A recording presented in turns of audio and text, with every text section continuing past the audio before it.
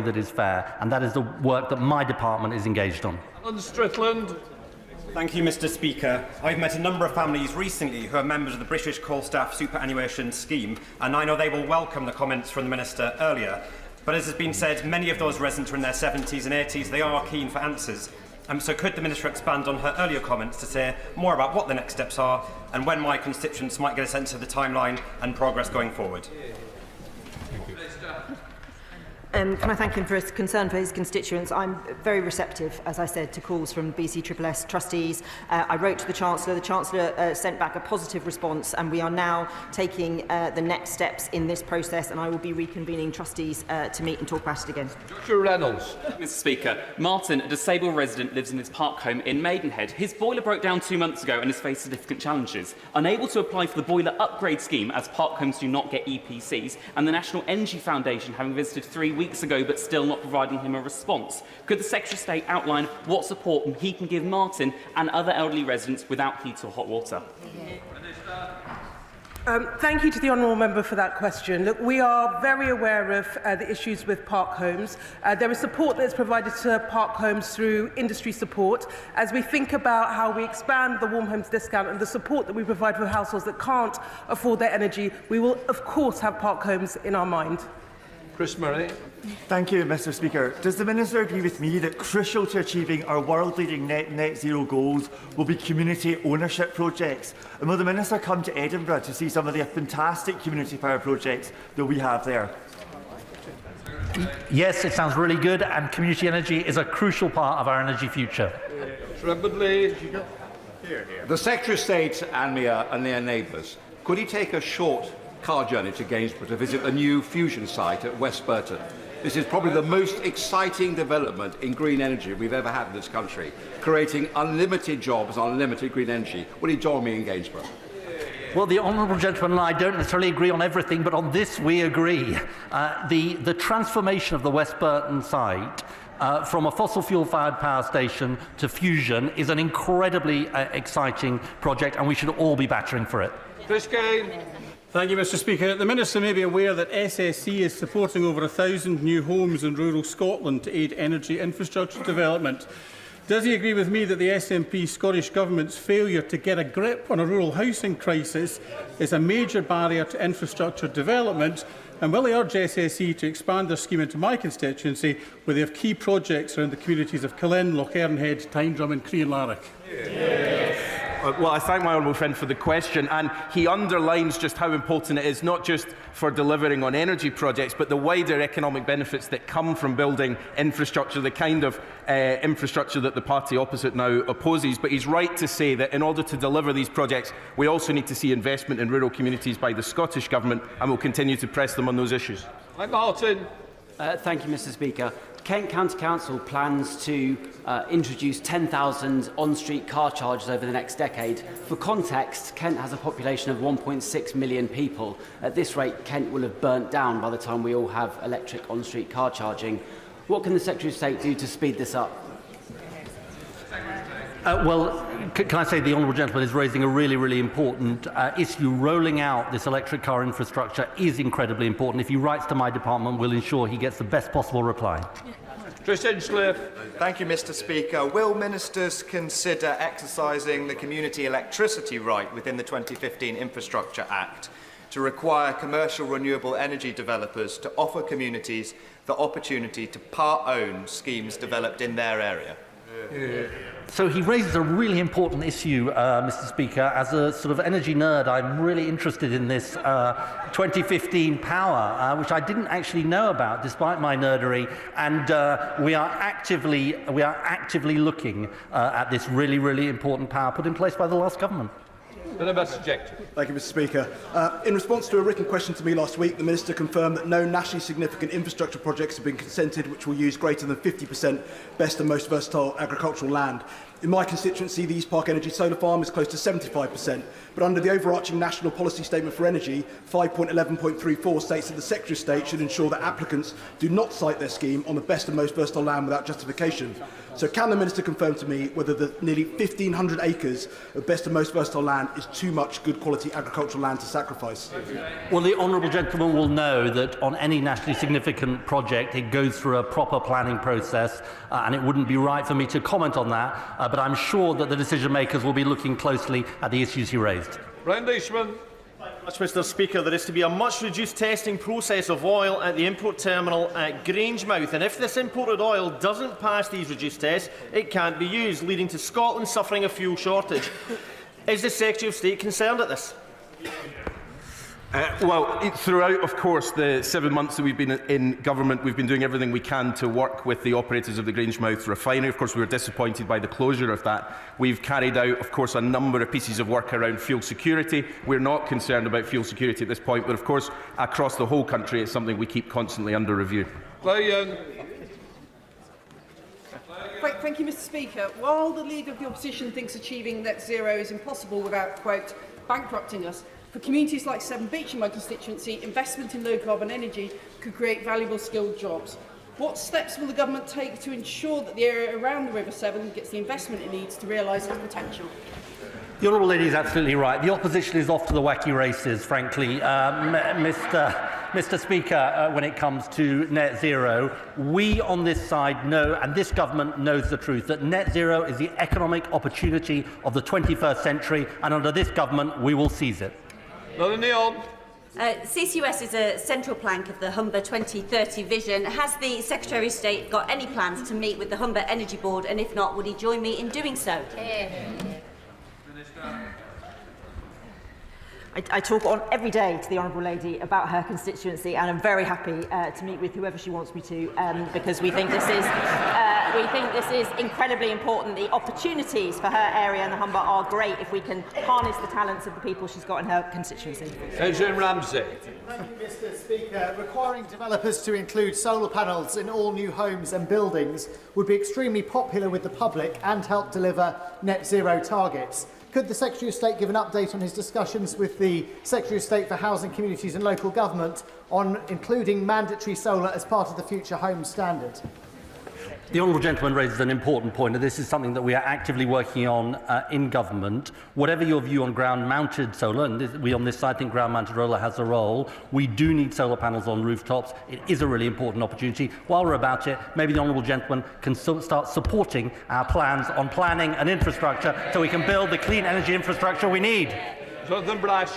Mr Speaker, the Secretary of State will be aware of the ongoing work to deliver new nuclear investment in Hartlepool. Billions of pounds are on the table and jobs and skills for generations to come. Will he meet with me to discuss how we can get this deal over the line?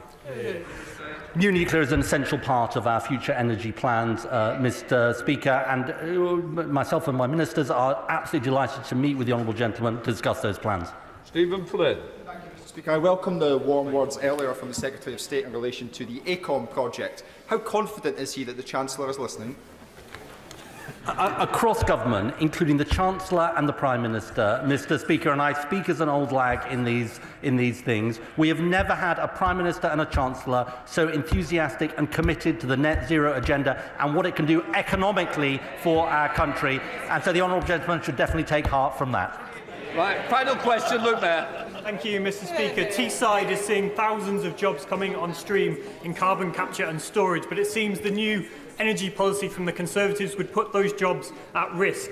Will the Secretary of State recommit his commitment to this industry, and will he work to establish a Europe-wide CO2 market to bring in investment and jobs to our region? My honourable friend puts it so well, Mr Speaker. This is the economic opportunity of our time. Our investment in carbon capture and storage shows what is possible. The desperate request for attention by the opposition that we have seen today is anti-business, anti-jobs, anti-growth, anti-investment, and the wrong choice for Britain. We'll now let the front benches change over.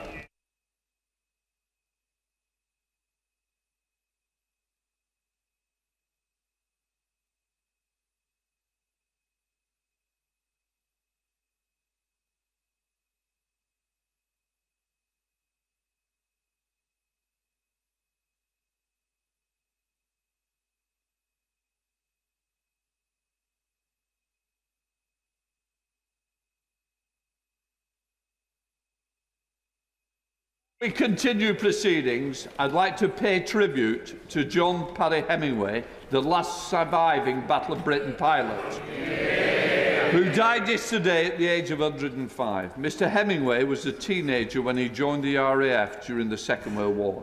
At the age of 21, when he was a fighter pilot in the Battle of Britain. A 3-month air campaign in 1940 to protect the southern part of England and British shipping from large-scale assault by the Luftwaffe. There is no doubt that the courage and overwhelming sense of duty by the RAF pilots, like Mr. Hemingway, helped end the Second World War and allowed us the freedoms we enjoy today. Order, order. We now must come to the statement. Secretary of State for Works and Pensions, Liz Kendall. Mr. Speaker, this government is ambitious for our people and our country. And we believe that unleashing the talents of the British people is the key to our future success.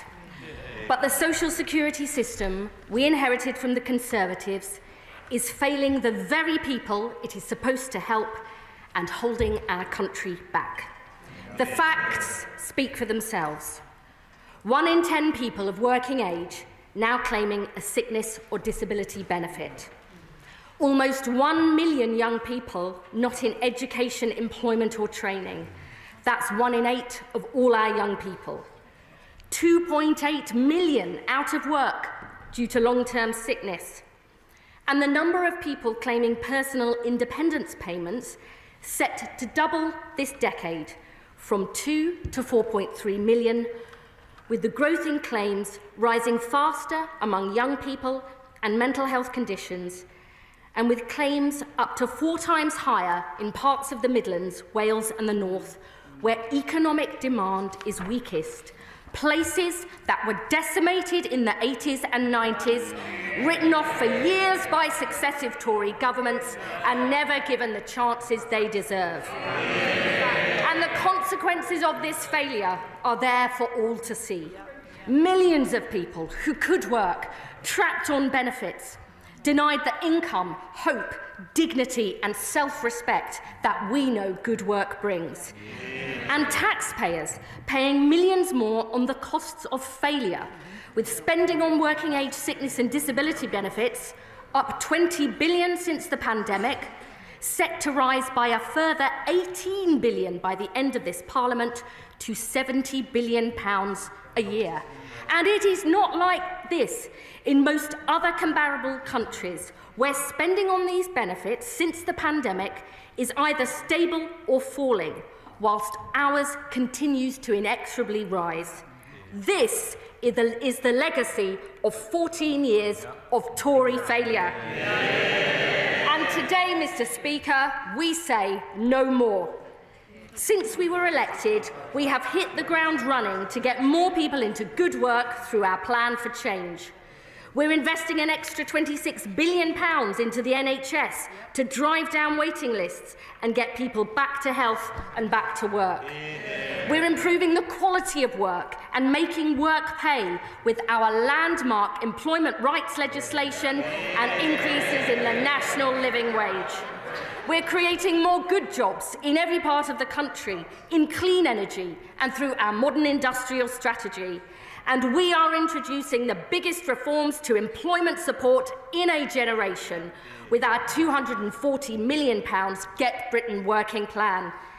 Today, our Pathways to Work Green Paper sets out decisive action to fix the broken benefits system, creating a more proactive, pro-work system for those who can work, and so we protect it for those who cannot work now and for the long term. Mr. Speaker, I know as a constituency MP for 14 years that there will always be people who can never work because of the severity of their disability or illness. Under this government, the social security system will always be there for people in genuine need. That is a principle we will never compromise on. But disabled people and people with health conditions who can work should have the same rights, choices and chances to work as everybody else. That that principle of equality is vital too, because far from what members opposite would have you believe, many sick and disabled people want to work with the right help and support. And unlike the Conservatives, that is what we will deliver. Mr. Speaker, our first aim is to secure a decisive shift towards prevention and early intervention.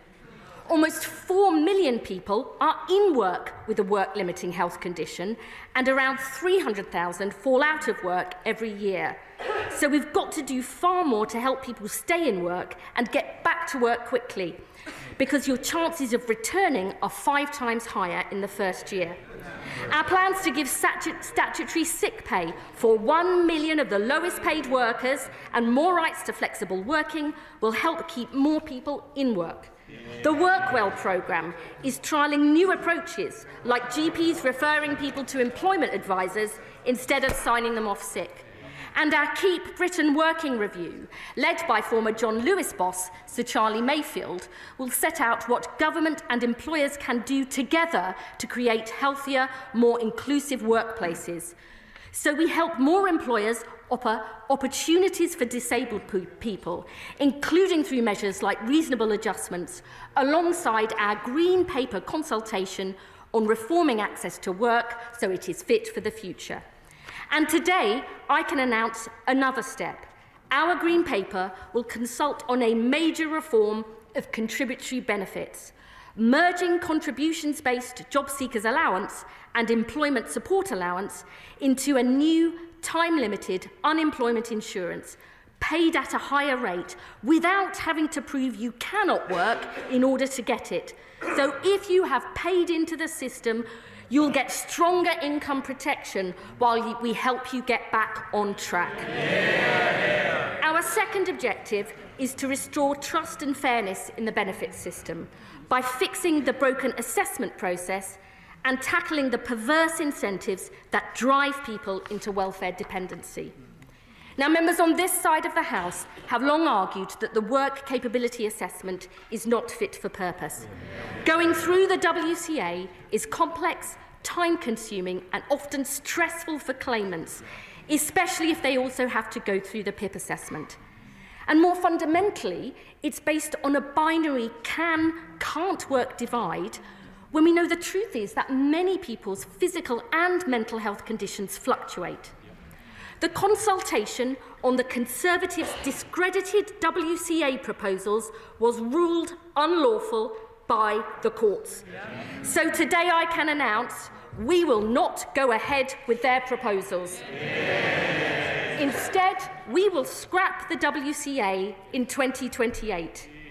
In future, extra financial support for health conditions in universal credit will be available solely through the PIP assessment. So extra income is based on the impact of someone's health condition or disability, not on their capacity to work, reducing the number of assessments that people have to go through, and a vital step towards de-risking work. And, Mr. Speaker, we will do more by legislating for a right to try, guaranteeing that work in and of itself will never lead to a benefit reassessment, giving people the confidence to take the plunge and try work without the fear this will put their benefits at risk. Mr. Speaker, we will also tackle the perverse financial incentives that the party opposite created, which actively encourage people into welfare dependency. The Tories ran down the value of the Universal Credit Standard Allowance. As a result, the health top-up is now worth double the standard allowance at more than £400 a month. And in 2017, they took away extra financial help for the group of people who could prepare for work. So we're left with a binary assessment of can or can't work and a clear financial incentive to define yourself as incapable of work, something the OBR, IFS and others say is a likely factor driving people onto incapacity benefits. Today, we tackle this problem head-on. We will legislate to rebalance the payments in universal credit from April next year, holding the value of the health top-up fixed in cash terms for existing claimants and reducing it for new claimants. with an additional premium for people with severe lifelong conditions that mean that they will never work, to give them the financial security they deserve. And alongside this, Mr. Speaker, we will bring in a permanent, above-inflation rise to the standard allowance in universal credit for the first time ever. A £775 annual increase in cash terms by 2029-30, and a decisive step to tackle the perverse incentives in the system. We will also fix the failing system of reassessments. The Conservatives failed to switch reassessments back on after the pandemic, so they're down by more than 2/3, with face-to-face assessments going from 7 in 10 to only 1 in 10. We will turn these reassessments back on at scale and shift the focus back to doing more face-to-face, and we will ensure they are recorded as standard to give confidence to claimants and taxpayers that they're being done properly. And, Mr. Speaker, I can also announce for people on universal credit with the most severe disabilities and health conditions that will never improve, we want to ensure that they are never reassessed to give them the confidence and dignity they deserve. And we will fundamentally overhaul the DWP's safeguarding approach to make sure all our processes and training are of the highest quality, so we protect and support the most vulnerable people. Mr. Speaker, alongside these changes, we will also reform disability benefits, so they focus support on those in greatest need, and to ensure the social security system lasts for the long term into the future. Social and demographic change means more people are now living with a disability, but the increase in disability benefits is double the rate of increasing prevalence of working-age disability in the country, with claims amongst young people up 150%, for mental health conditions up 190%, and claims for learning difficulties up over 400%, according to the IFS. Every day, there are more than 1,000 new PIP awards. That's the equivalent of adding a population the size of Leicester every single year. Mr. Speaker, that is not sustainable long-term, above all for the people who depend on this support. But the Tories have no proper plan to deal with this, just yet more ill-thought-through consultations. So today I can announce this government will not bring in the Tory proposals for vouchers, because disabled people should have choice and control over their lives. We will not means test PIP, because disabled people deserve extra support, whatever their incomes. And, Mr. Speaker, I can confirm we will not freeze PIP either. Instead, our reforms will focus support on those with the greatest needs. We will legislate for a change in PIP, so people will need to score a minimum of 4 points in at least one activity to qualify for the daily living element of PIP from November 2026. This will not affect the mobility component of PIP and only relates to the daily living element. And alongside this, we will launch a review of the PIP assessment, led by my right honourable friend, the Minister for Social Security and Disability, in close consultation with disabled people, the organisations that represent them, and other experts. So we make sure PIP and the assessment process is fit for purpose now and into the future. And, Mr. Speaker, this is a significant reform package that is expected to save over £5 billion in 2029-30, and the OBR will set out their final assessment of the costings next week. Our third and final objective is to deliver personalised support to sick and disabled people who can work to get the jobs they need and deserve. We know from the last Labour government, and our new deals for disabled people, young people and the long-term unemployed, the difference that proper employment support can make. And more recent evidence from the Work Choice programme and additional work coach time shows support can make a significant difference in the number of people getting work, keeping work and improving their mental health and well-being too.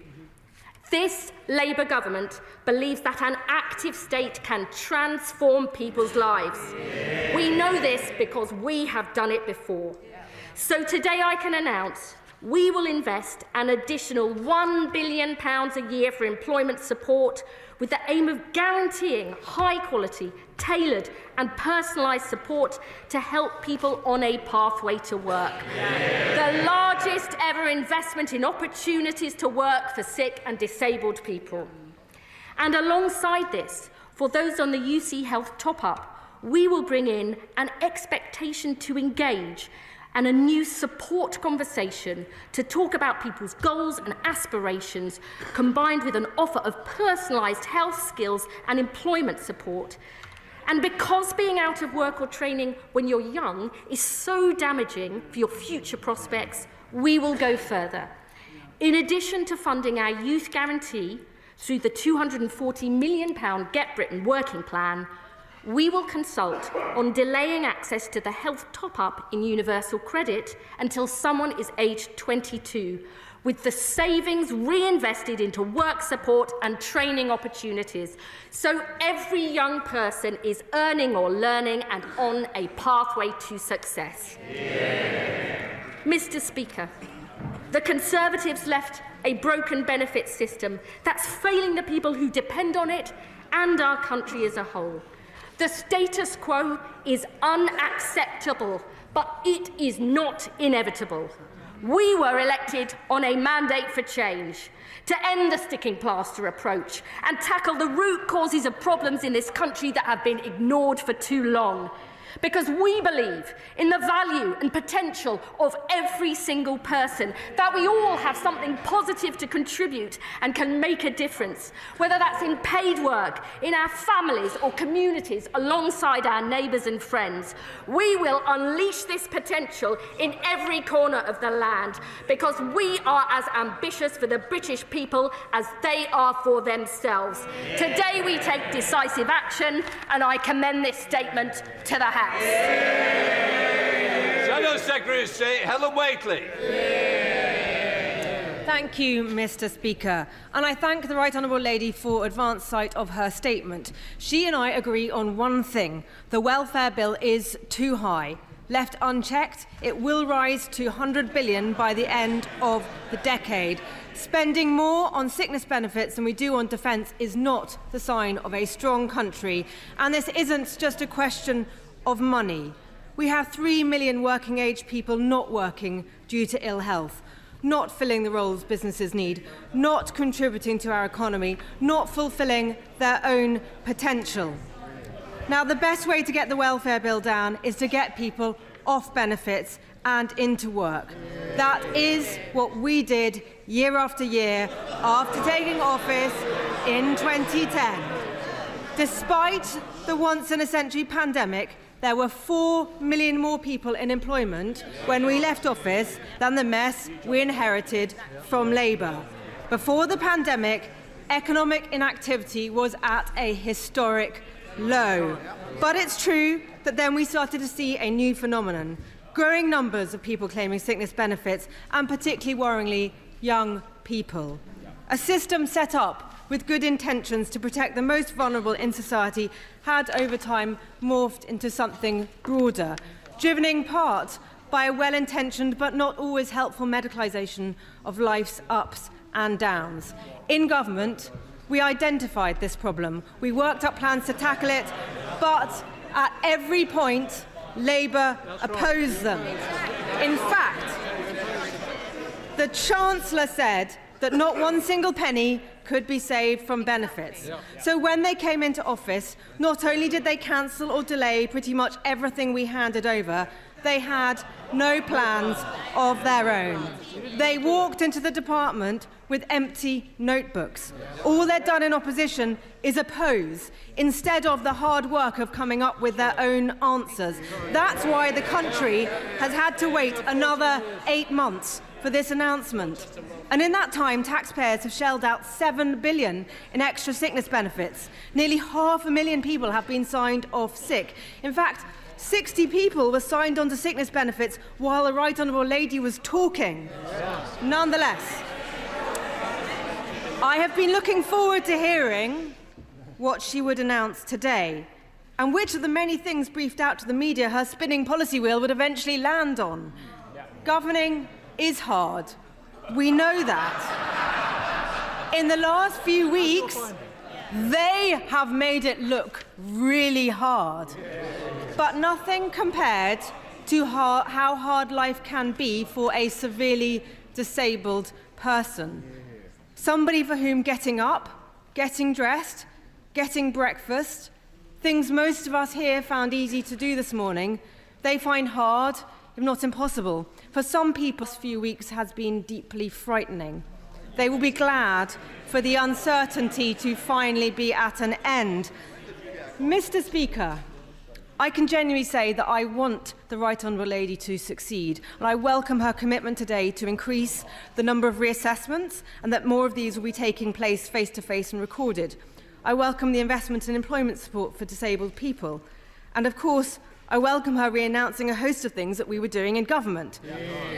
Scrapping the work capability assessment and creating a single assessment. That is already government policy, due to come in 2026-27. Her big idea seems to be to delay this until 2028. Merging New Style JSA and ESA into a new time-limited higher rate, a proposal we worked up in government. Tightening up eligibility for PIP, a consultation we launched, and by the way, would have gone much further on. Ending reassessments for people whose health conditions won't improve, we consulted on. Their right to try guarantee sounds remarkably similar to our chance to work guarantee. And of course, her continued support for Workwell, a programme I launched with the now Shadow Chancellor. In fact, the only original idea I can see in their entire announcement is increasing the rate of unemployment benefits. A Labour policy, if ever I heard one. Mr. Speaker, this is a now or never chance to seize the moment, a now or never for millions of people who will otherwise be signed off for what could end up being a lifetime on benefits. But this announcement today leaves me with more questions than answers. How many people will this help back into work? By when? Surely we haven't been waiting 8 months just for another green paper. Where is the fit note reform crucial to stem the flow of people onto benefits? Where is the action on people being signed off sick for the everyday ups and downs of life?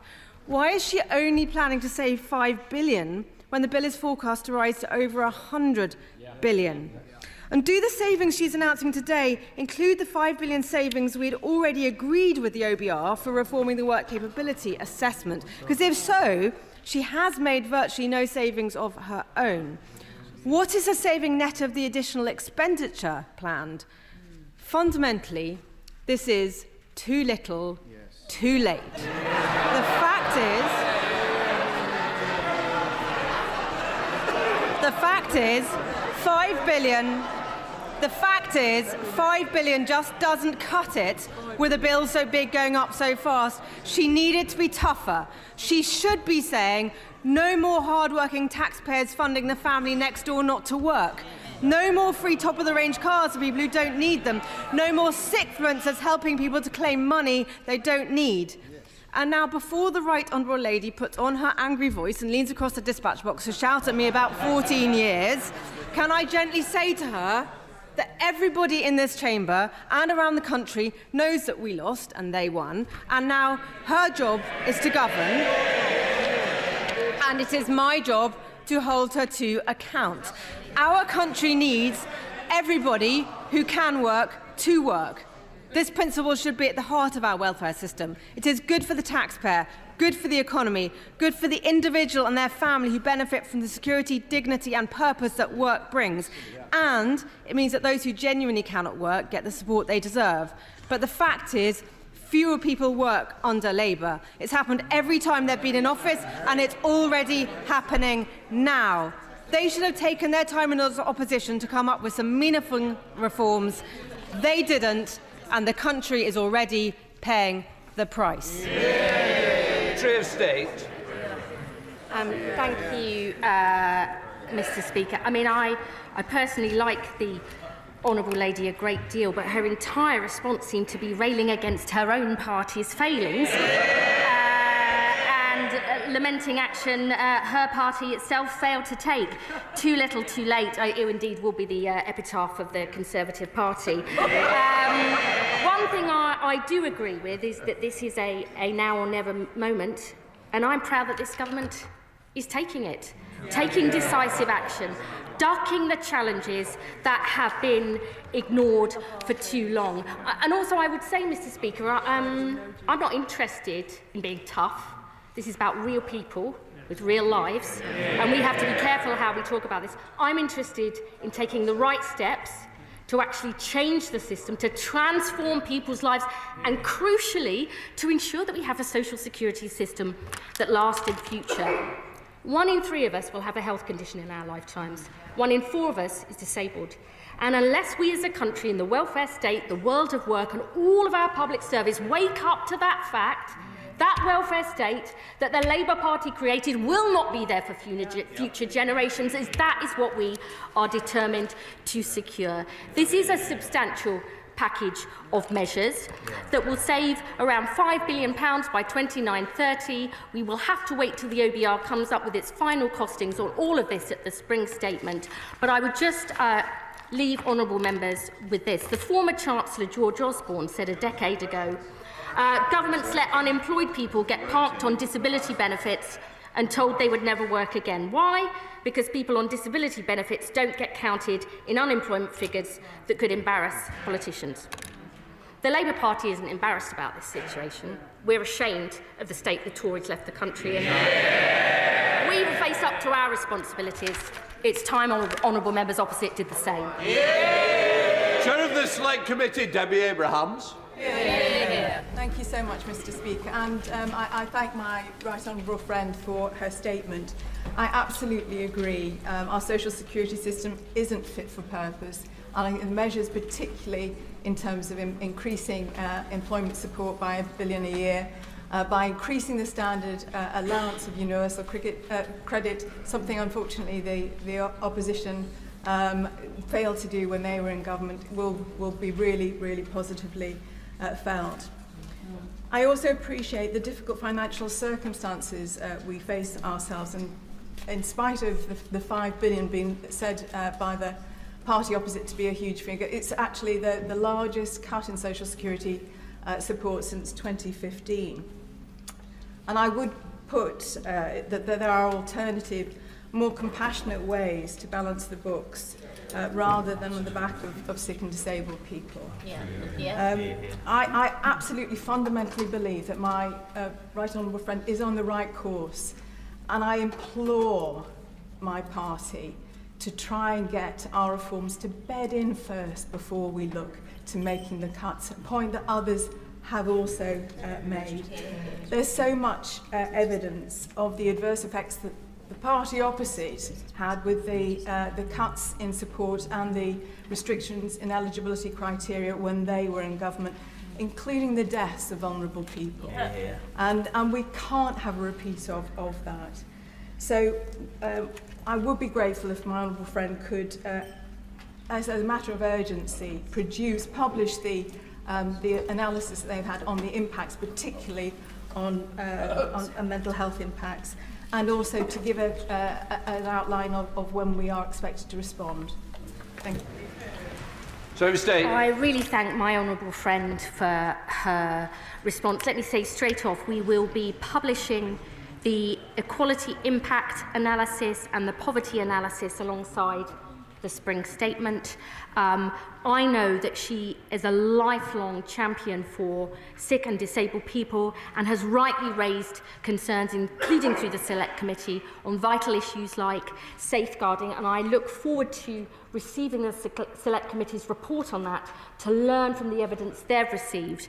I would just say that although this package is a substantial package with those estimated savings, spending on working age, sickness and disability benefits will continue to rise over this Parliament.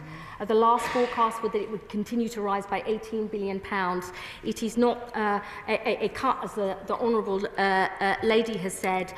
These are really important issues. We need to work to get this right, to make sure the proper support is in place for people, and I really do genuinely look forward to working with the Select Committee to get all these proposals right.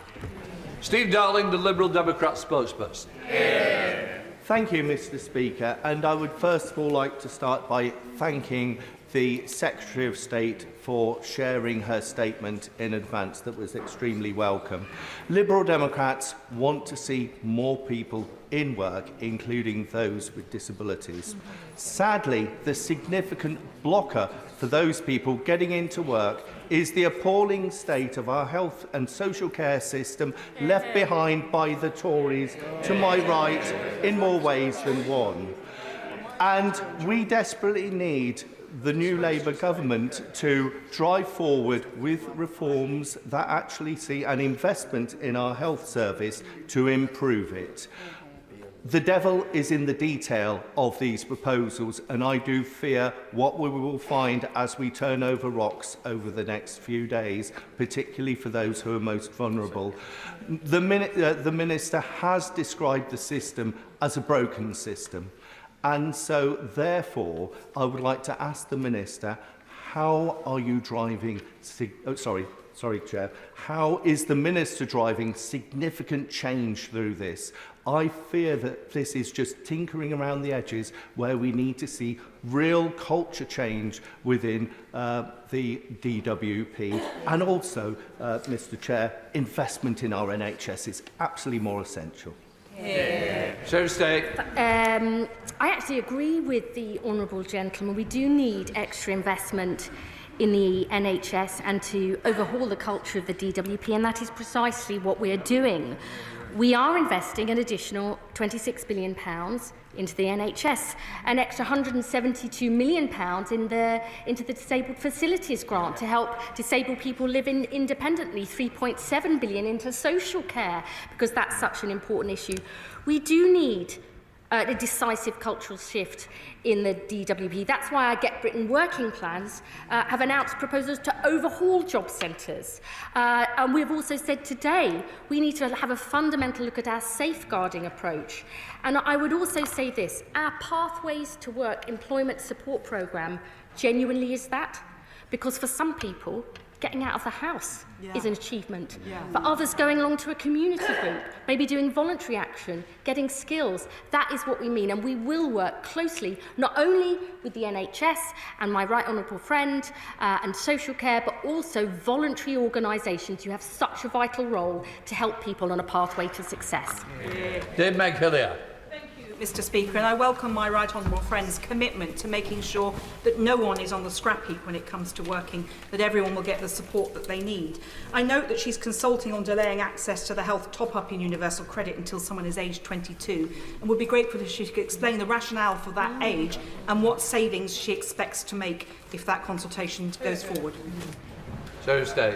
My right honourable friend raises a really important issue. I would say on that, honourable members, I mean, patience is not my greatest virtue, but honourable members will need to wait until the OBR's full assessment of individual measures and the savings that they make for the Spring Statement. And also on the delaying access to the health top-up for those under 22, there will be a specific exemption for those who are never able to work because their disability is so severe. But this is all about matching it with our youth guarantee, announced in the Get Britain working plan, to make sure every young person is earning or learning. Because if you are not in education, employment or training when you are young, the impact can be lifelong and scarring for your health, job prospects and earnings. And so we have got to put that right. Esther McVeigh. Thank you, Mr. Speaker. How precisely will these benefit cuts be realised, given this government's anti-business budget, which has seen businesses close at the fastest rate since Labour was last in office, and of those still standing, 30% are planning to cut staff to cope with the increase in the employer's national insurance contribution? Where are the jobs? We know Labour is the party of the magic money tree. Is Labour now the party of the magic jobs tree too? I mean, the only party that believes in magic money is members opposite, who wrote a cheque that they couldn't pay. And I would say to the Honourable Lady, unlike members opposite, we believe good work and good rights at work actually is of benefit to businesses, because the best businesses know it helps retain people and reduce the costs of recruitment. We are overhauling our approach with employers in the DWP, because only 1 in 6 ever uses a job centre to recruit.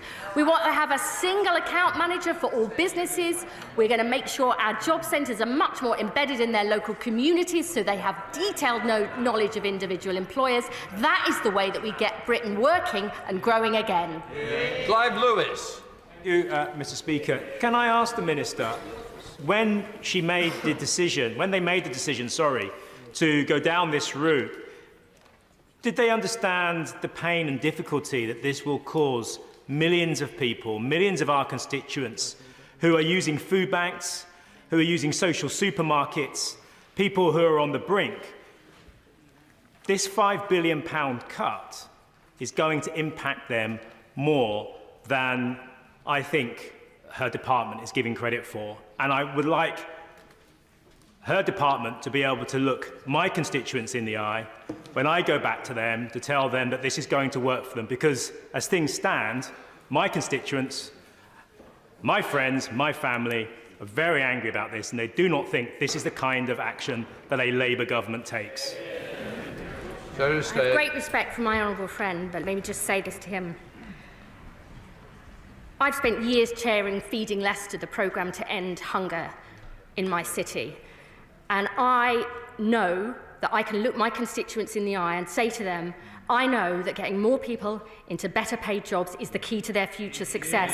I know dealing with their mental health problems, which we know are so prevalent, is absolutely essential. We, the Labour Party, believe that if you can work, we will give you the help to get back on your feet, because that is the long-term route to tackling poverty, tackling inequality, which is what this Labour Party is all about. Caroline Down. Thank you very much, Mr. Speaker. Like the Honourable Lady, I was also elected in 2010, and I need to tell her that our recollections differ.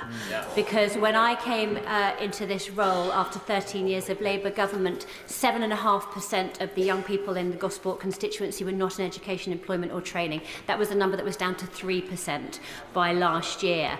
And since they've taken office, 83,000 more people across this country of working age are now unemployed. So what I want to know from her is all the jobs that take on so many of the young people across our constituencies, from adult social care to childcare to hair and beauty, are telling me that they're not now taking on more staff as a result of her Chancellor's changes to national insurance contributions. Surely the two are mutually incompatible. Secretary of State.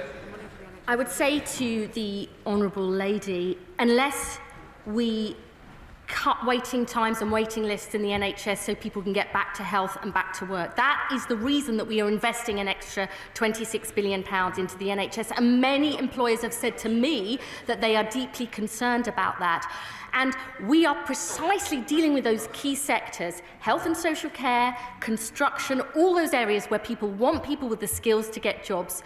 We are overhauling our approach in DWP, setting up sector work-based academy programmes specifically tailored to employers' needs. I know there's more we need to do to work with employers to help them get people back into work, and that is what this government will deliver. Dr. Marie Timble. Thank you, Mr. Speaker.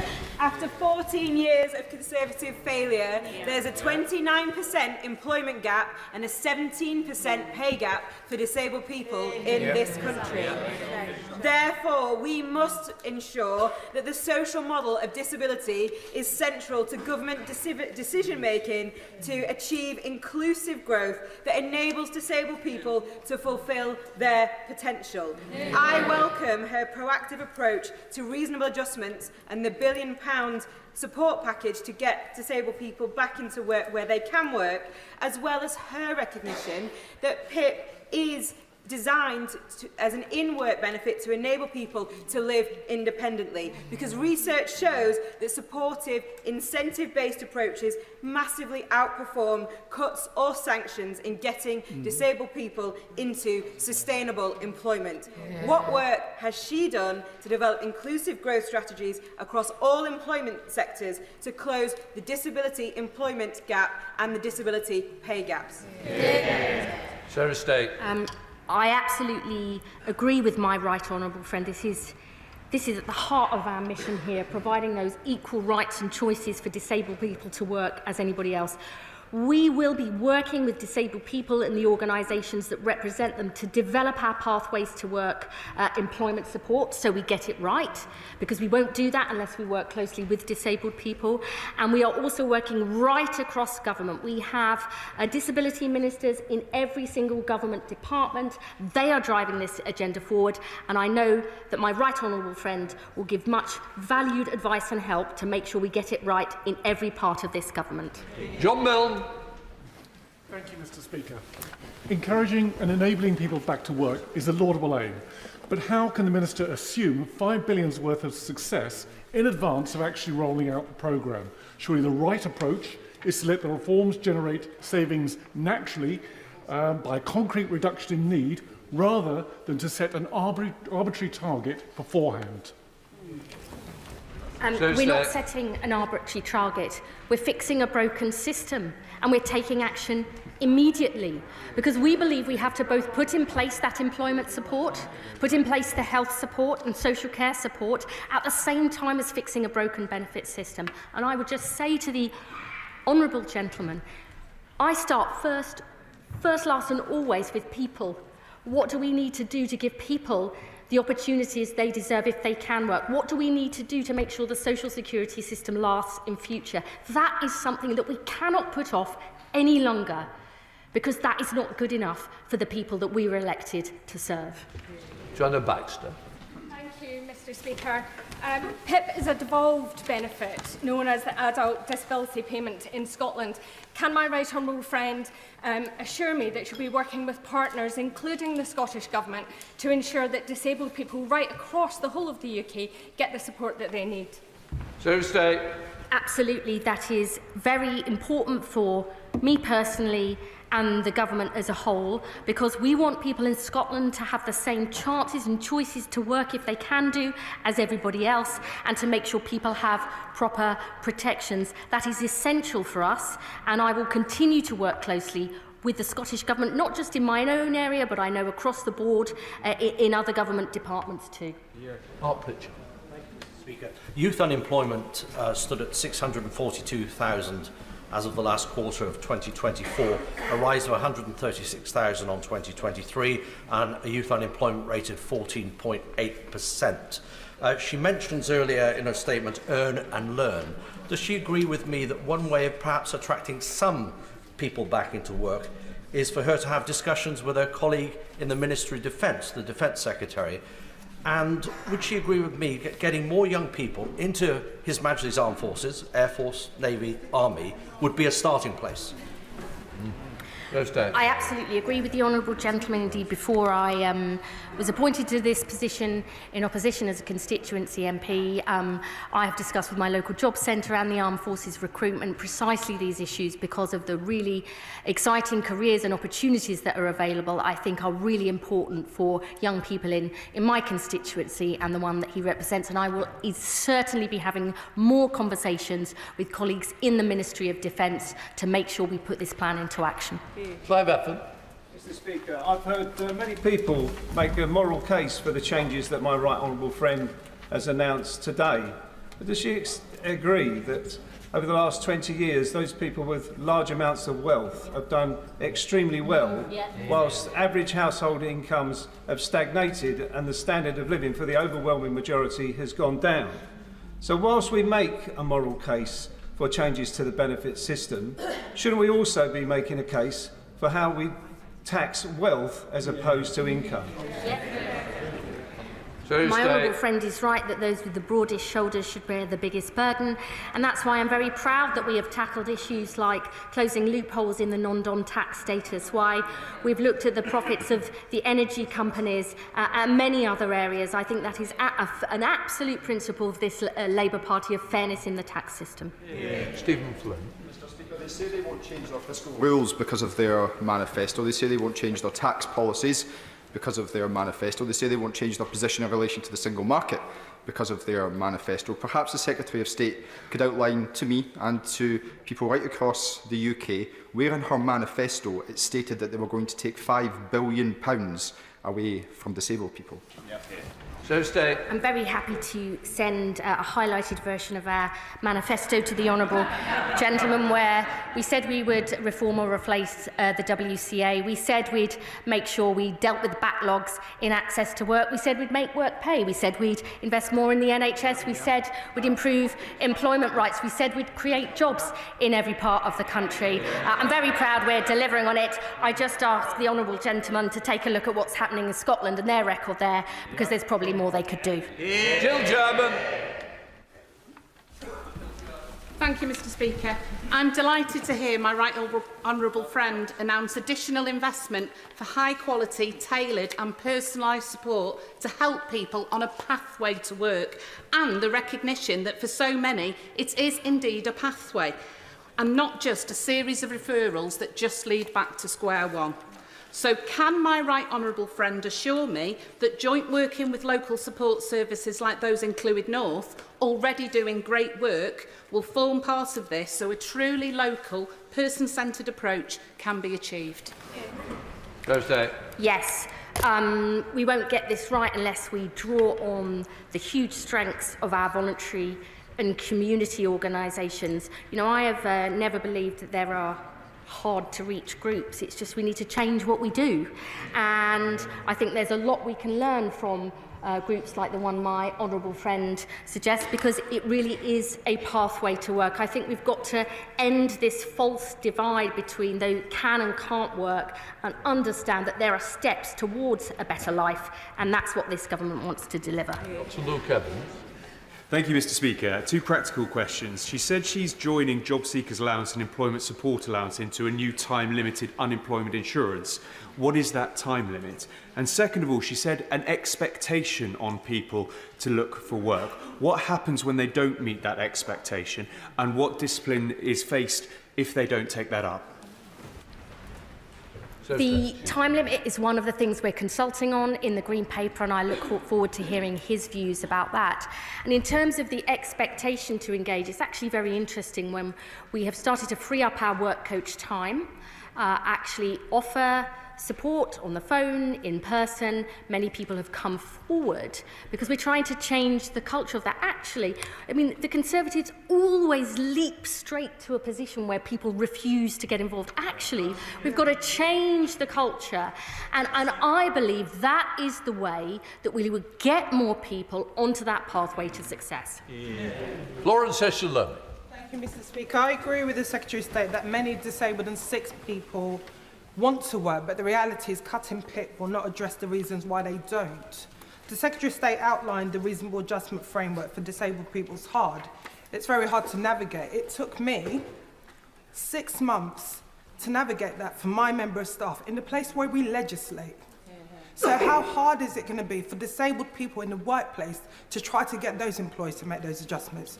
Can the Secretary of State outline how she's going to make sure that the workplace is ready for people accessing the workplace, and that disabled gap employment, which really, in a sense, doesn't have anything to do with benefits, but some of the reasonable adjustments that we see not happening at the moment?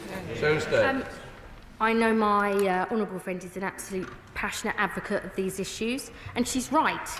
We have to do far more to work with employers to ensure that those basic reasonable adjustments need to be made. That is one of the issues that Sir Charlie Mayfield is looking at in our Keep Britain Working review, precisely because we know good these changes. I am very happy to meet with my honourable friend to go through this in more detail, because she's right, we've got to get this absolutely nailed. Gavin Robinson. First it was the pensioners and their winter fuel allowance, then it was the WASPy women and broken promises, and now it's the sick and the vulnerable. We believe in protecting the taxpayer, but protecting those who need our support the most, and yet not a word about abuse or not a word about those who are taking money out of the system when they are not entitled to it. Can I ask the Secretary of State how she can rationalise in her mind in this statement how she on the one hand accepts that people's health and their well-being can fluctuate, but on the other hand say that she's going to do away with the accumulation of points.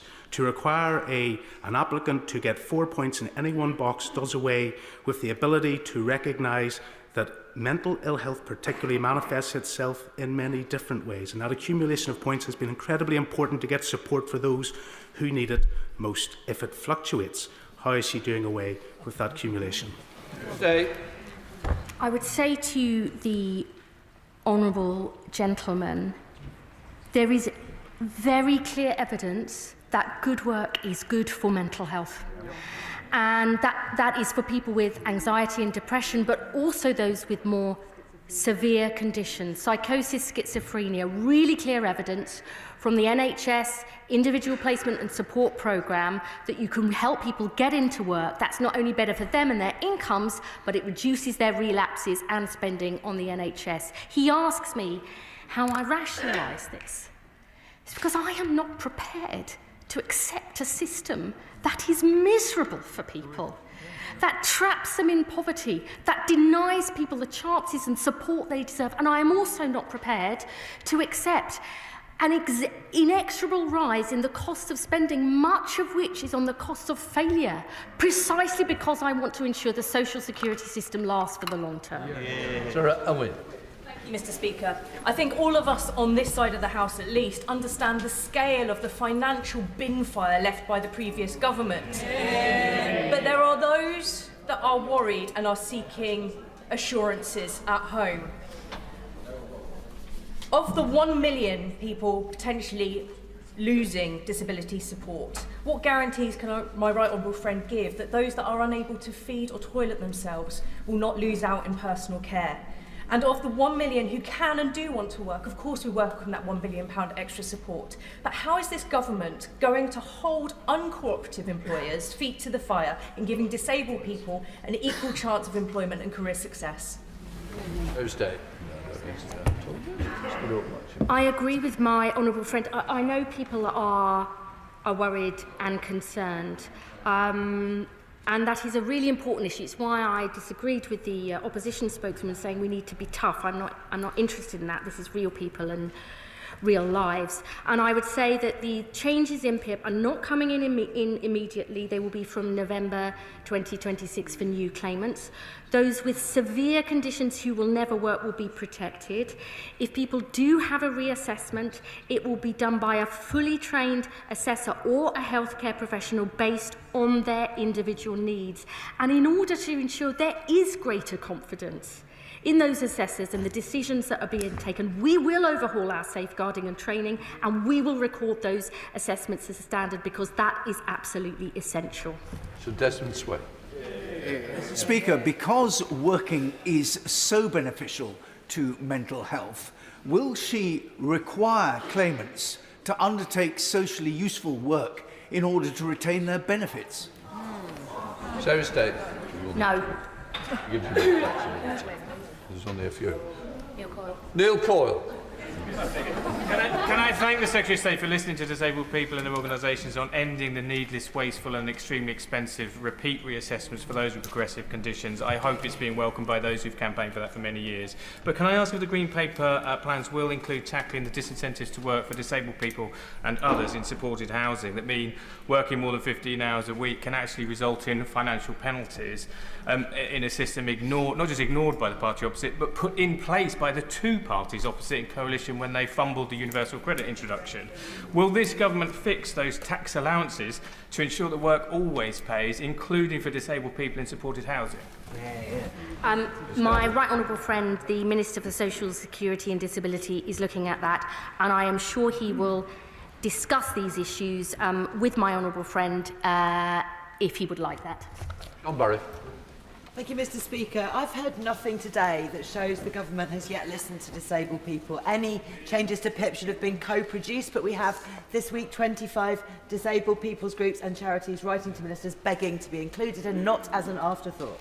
Can the Secretary of State explain why disabled people are feeling so disregarded and scapegoated, and why impoverishing them to the tune of £5 billion is a higher priority than a simple wealth tax? Here, here.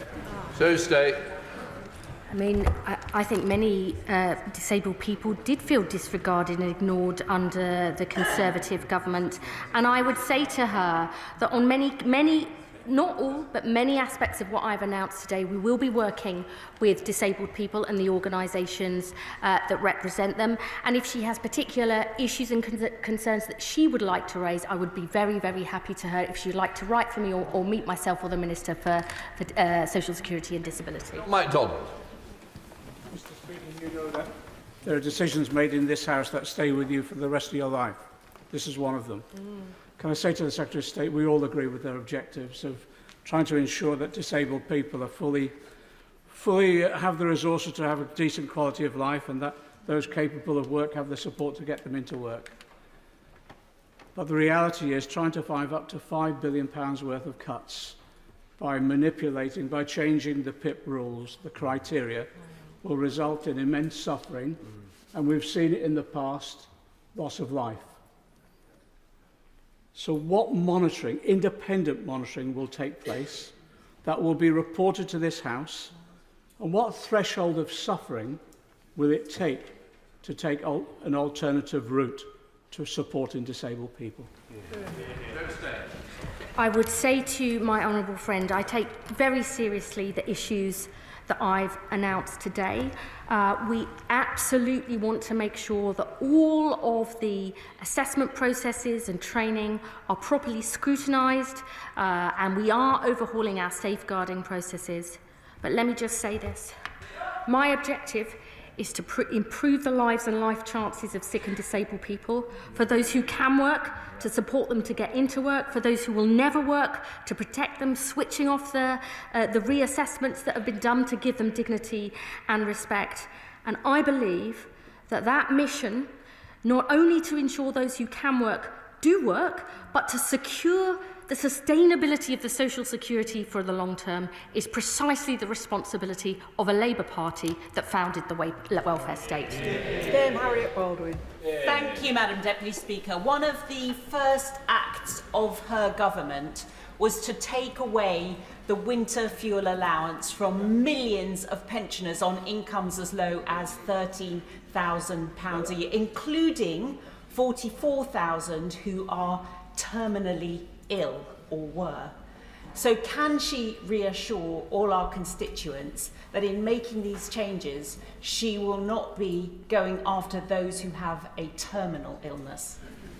That is absolutely essential for me personally and for the government as a whole, and I do give that assurance to the honourable lady. But I would just gently say to her, you know, under the Conservatives, pensioner poverty increased, and they left 880,000 pensioners not getting the pension credit they deserve. They are suddenly converted to caring about pensioners on low incomes. In contrast, we've decided to act. Rachael Maskell. Thank you, Madam Deputy Speaker. As a physio, I know that optimising somebody's function and independence in work or not in work saves the system so much money because it prevents dependency. However, I find that incongruous with the cut of £5 billion and also changing the eligibility criteria. So will she ensure that before those precise measures are brought before the House, that disabled people are consulted and involved in that decision-making process, but also that we ensure that people maintain their independence, their psychological safety, their dignity, and aren't pushed further into poverty? Secretary of State. I would say to the Honourable Lady, I absolutely agree that keeping older people as physically independent for as long as possible is vital. That is one of the reasons why we're investing £26 billion extra into the NHS. We're also rolling out employment advisors, not only in talking therapies and mental health services, but starting that in physical health too, including for people with musculoskeletal conditions, because I think getting people back to health and back to work is so important. We will be legislating on the PIP changes. There will be full ability for this House to debate those changes, and we will be consulting with disabled people, crucially, on the employment support programme, how we get that right, and how we make sure that is much more joined up with the health support that many disabled people, sick and disabled people need. Lisa Smart.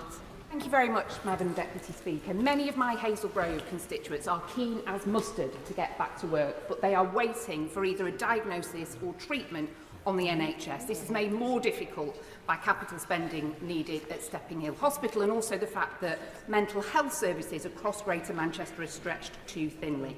What assurance can the Secretary of State give these constituents that her announcements today are not going to make more difficult an already really difficult time of their lives? Mary Rimmer. I mean, she's absolutely right to champion the needs of... Sorry. Oh, sorry. Yes, thank you. She's absolutely right to champion her constituents' needs and to say many people... In fact, we recently did a survey of people on sickness and disability benefits, and 2 in 5 of them all said they were on a waiting list. And that is really concerning to us, which is why we are putting that extra investment in place. We need to go further and faster on driving those waiting lists down, but we have already achieved those 2 million extra appointments that we said we'd deliver in our manifesto 7 months early, and we will do even more to make sure her constituents get back to health and back to work. Mary Rimmer. Thank you, Madam Deputy Speaker. Nearly 1 million young people are leaving school and not in employment and training or education. My colleague and I, both representing St Helens, received a letter a couple of weeks ago, and it came a message from tutors in the college who were having difficulty getting young people to join training, education, and could we do anything about it? Could the Minister say a little more about a guarantee for employment for young people, and how we're going to get them to accept training? They were afraid of a cut in universal credit. I have to admit, I didn't know young people were on universal credit. I promised I will keep my answers shorter because I know there are so many colleagues who want to get in. Actually, our youth guarantee is going to start being rolled out from next month. It will bring together, local leaders, mayors and local leaders will bring together all that work, health and skills support locally. I'm very happy to talk to her personally about what more we can do in her constituency, because she's right, we've got to get those young people on a pathway to success. Jerome Mayhew.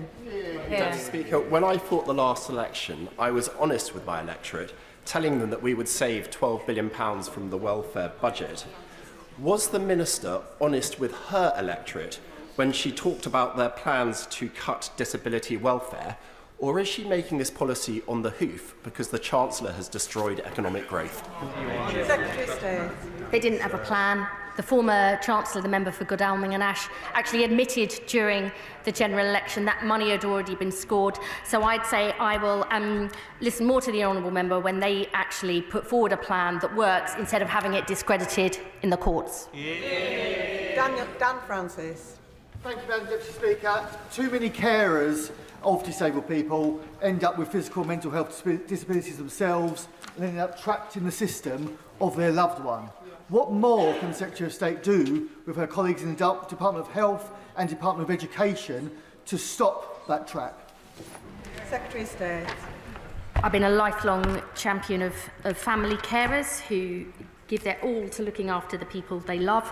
My honourable friend will know we've already boosted the carers allowance earning threshold by £45 a week to £196, benefiting more than 60,000 carers by 29/30, the biggest ever cash increase in the earnings threshold for carers. There's much more we need to do to support family carers, including them, enabling them to balance their work and caring responsibilities.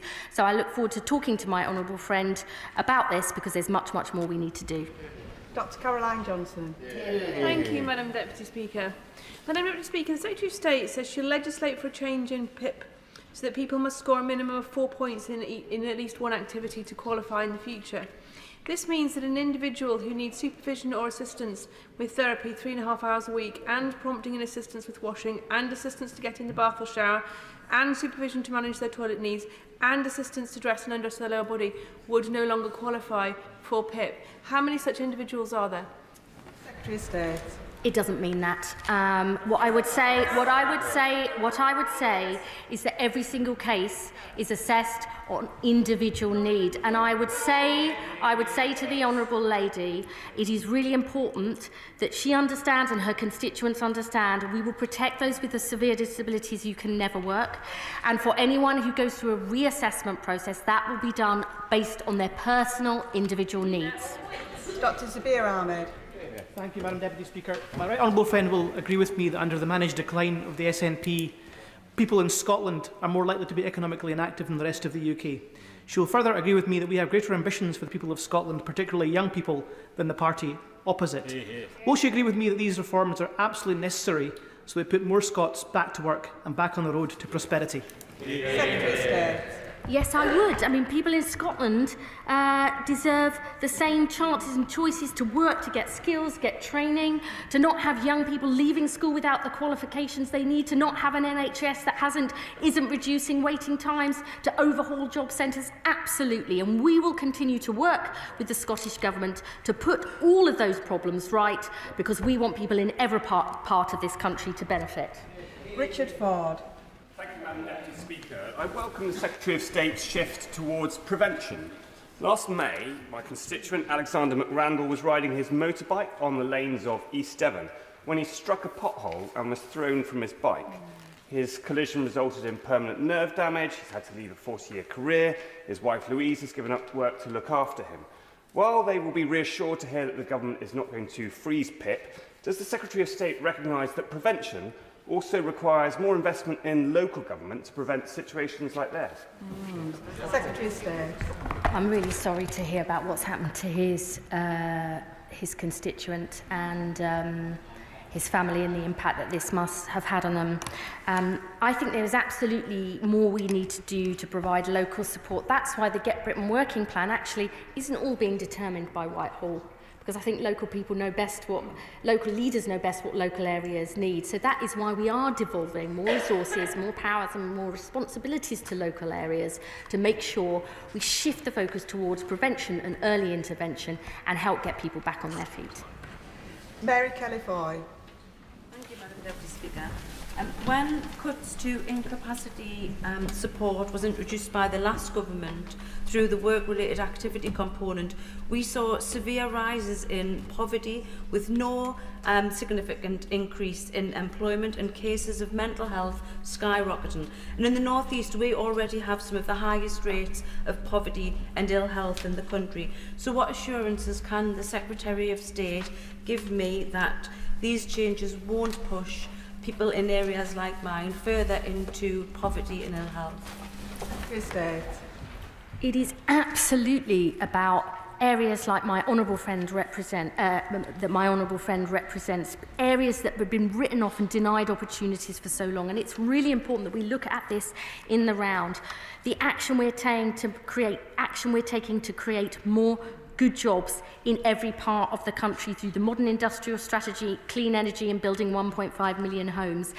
My honourable friend, the Health Secretary, is sending in specific teams into the top 20 areas with the highest levels of economic inactivity to drive down those waiting lists. There is much more that we need to do to make this focused on the areas that need help most, and I look forward to working with my honourable friend to make that happen.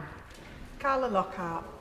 Thank you, Madam Deputy Speaker. Today, across the United Kingdom and in my constituency of Upper Bann, so many genuine benefit recipients are fearful of what lies ahead. People who are vulnerable and need a compassionate welfare system to assist them in their day-to-day living. Regrettably, there's been no reassurance given to those people today, particularly on the 4-point minimum requirement.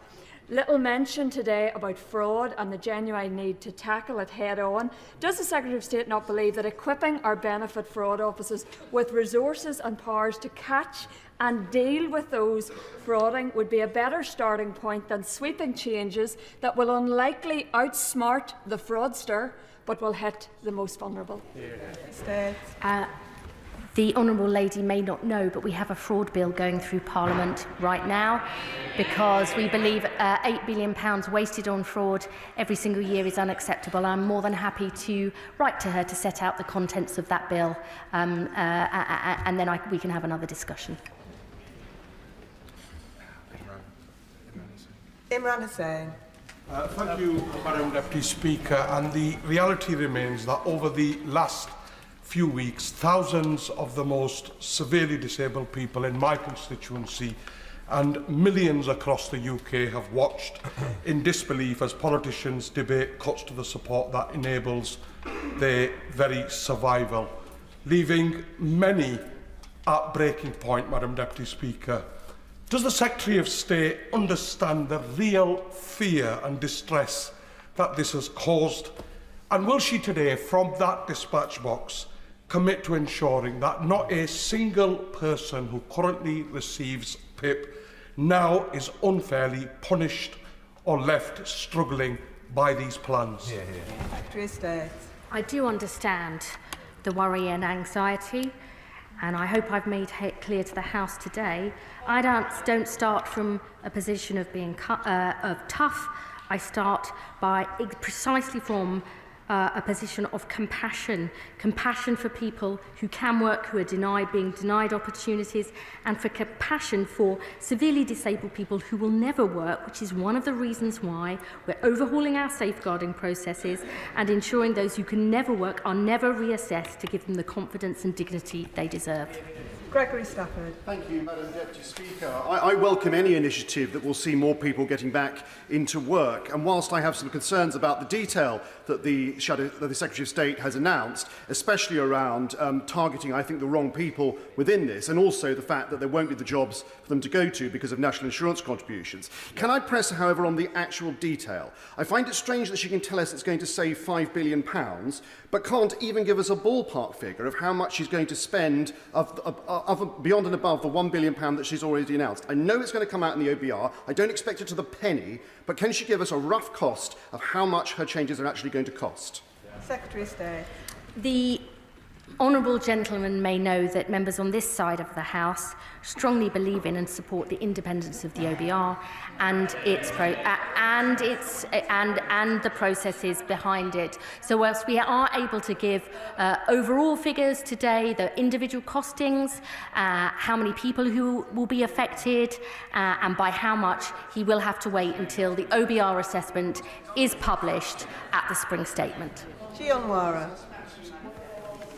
Many constituents have contacted me afraid of losing their benefits. After 14 years of Tory neglect and chaos and several months of scaremongering, there's real vulnerability and fear in my constituency. So could she confirm that on this side of the House, we believe that those who cannot work are entitled to a decent standard of living nevertheless?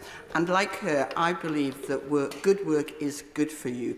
Good for mental well-being, good for sense of worth, good for economic security, and disabled people are entitled to that. Would she write to me and set out in detail the incremental support that disabled people in Newcastle Central and West, including tech support, can expect as a result of these measures, and when? I absolutely commit to doing that. Harriet Cross. Thank you, Madam Deputy Speaker. The statement referred to right to try legislation being brought forward, and in the statement the Secretary of State also referred to de-risking work. But the Treasury's NICS rises make employing more expensive, and the Employment Rights Bill makes employing more risky. What assessment has her department done with other relevant departments on the impact of the recent government policies on job creation, and what impact this will have for the opportunities of sick and disabled people to try work? Secretary of State. I mean, members on this side of the House believe good work and employment rights makes it more likely that people will take work. That's why we're bringing them forward, and it makes it more likely to keep people in work. And actually, we have a lot of employers who want to work with us to get the people that they need because they are struggling to fill those vacancies. We're overhauling our approach to that because we want to serve employers to better meet their needs. Melanie Ward. Of course, everyone in our country who can work and should receive appropriate support to do so. It is of the utmost importance to many on these benches that Labour ensures that disabled people who can never work are supported and protected to live the best possible life in dignity.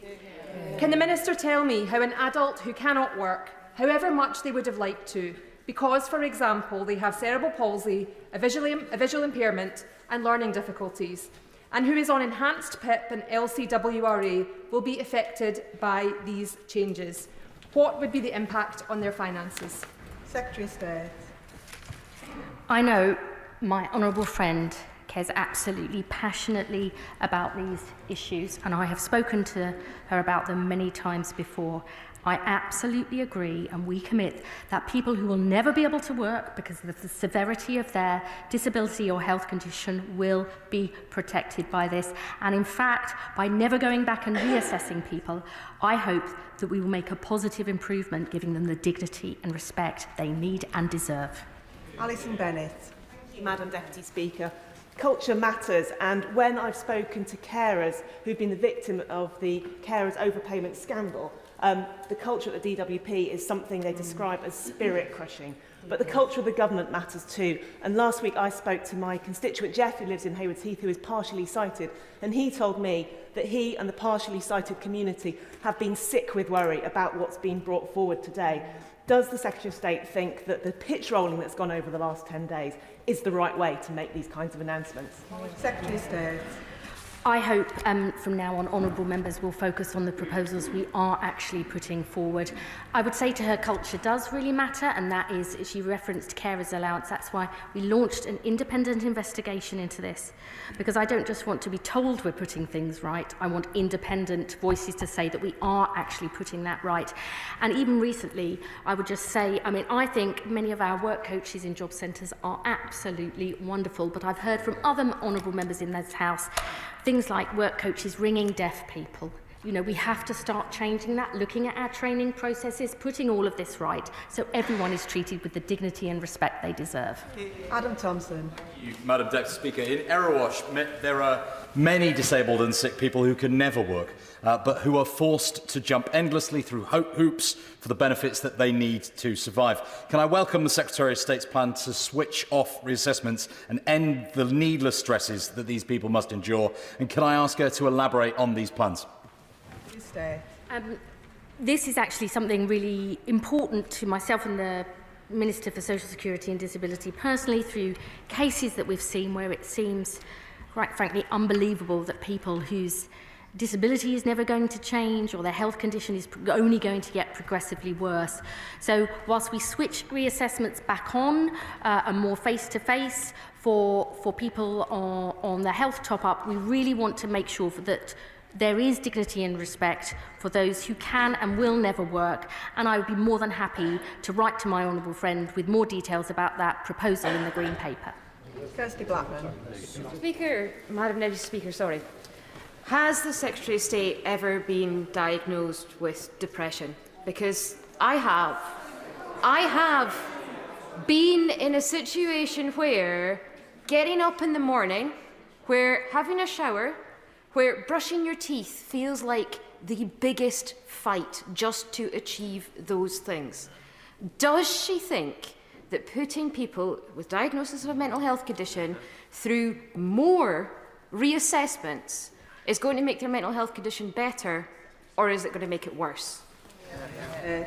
The Honourable Lady will forgive me if I don't talk about any health issues I may or may not have had in the past, and although she is brave enough to talk about them in this House, I would say that people's mental health condition affects them in many, many different ways. And there are people with anxiety and depression who say to me that work has actually given them structure and purpose and helped them deal with the problems, and others who've said sometimes they just can't get out of bed, let alone out of the house. And I think we need to have a system which recognises the different and fluctuating nature of these conditions and does whatever is right for that person to get them back to health and, if they can, back to work. Dawn Butler.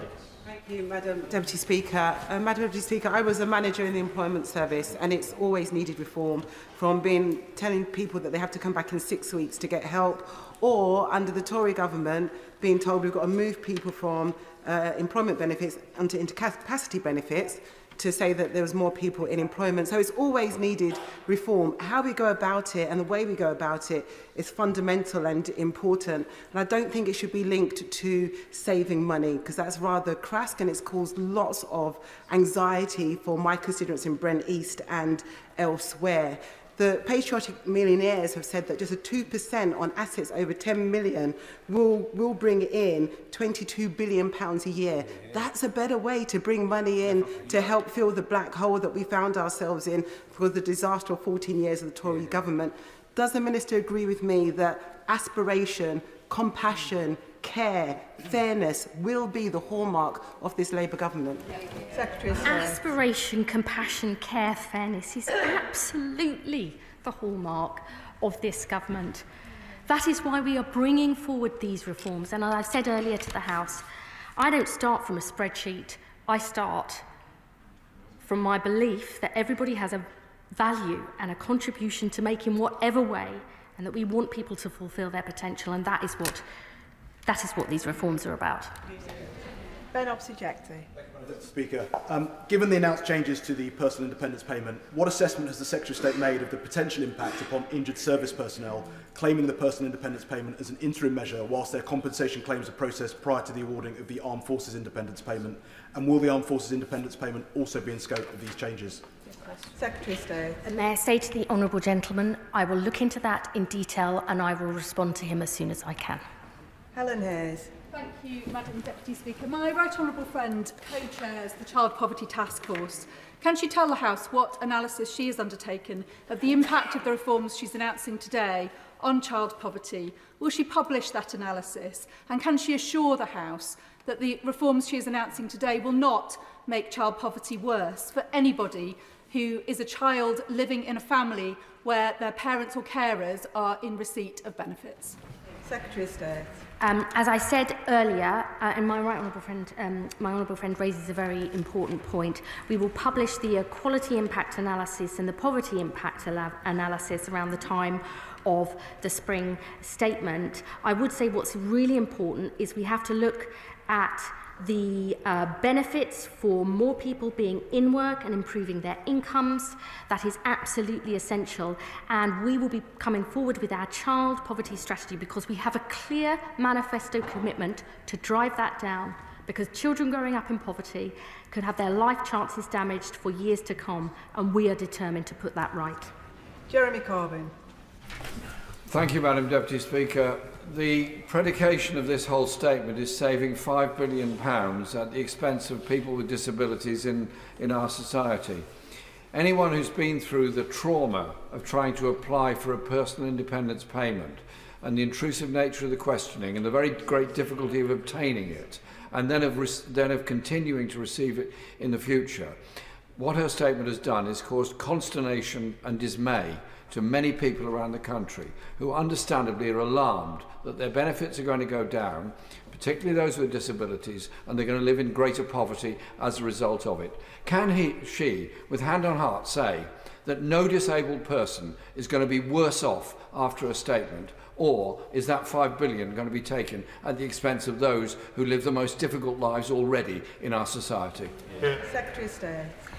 The predication of this statement is to stop people being written off denied opportunities, denied hope, denied a future, and it's about making the social security system sustainable for the long term. And that, for me, is so important, because when you have 1,000 new people being new PIP awards every single day, many driven by mental health, young people, we have got to look at this. We can't duck this challenge, because I want a social security system that is there for centuries to come.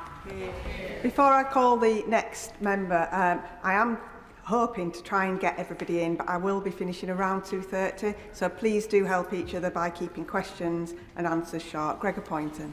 Thank you, Madam Deputy Speaker. My Livingston constituents will welcome the Secretary's commitment today to protect with dignity those who cannot work because they're so severely disabled or with illness. But there are many sick and disabled people who can work with the right support. So can my right honourable friend confirm that those people will get the support they need to get into work to build a better life for them and their families? Secretary of State. Yes. Honourable members have rightly said that PIP is not a benefit related to work, it's a contribution to the extra costs of living with a disability. And actually 17% of people on PIP are in work. I want to expand opportunities for disabled people who can work to get into work, because the disability employment gap, which actually fell under the last government, has sort of flatlined. We want to sort that out, because we believe disabled people should have the same rights and chances to work if they can as everybody else. Vicky Slade. Madam Deputy Speaker, can the Minister offer some reassurance to Sue from Wareham about her 45-year-old son who is permanently disabled through childhood illness? She told me that he's got great abilities and works part-time with support, but every time there's a change of circumstance, he has to prove again his permanent disability. Now, you've confirmed that there will be changes regarding reassessments by DWP, but will these also apply across other government departments, including DFT, for matters including bus passes and blue badges, because these things cause huge mental health issues? Secretary of State. She raises a really important point. I will look at that and write back to the Honourable Lady to make sure we address it properly. Charlotte Nichols. Thank you, Madam Deputy Speaker. While I accept it's perfectly possible for people with the right support with severe mental health conditions to work, as in Warrington we already have an employment rate above the government's national target, is there not a risk that these proposals today are premature and are legislating for the mental health services we might hope to have in the future, not where these services are today?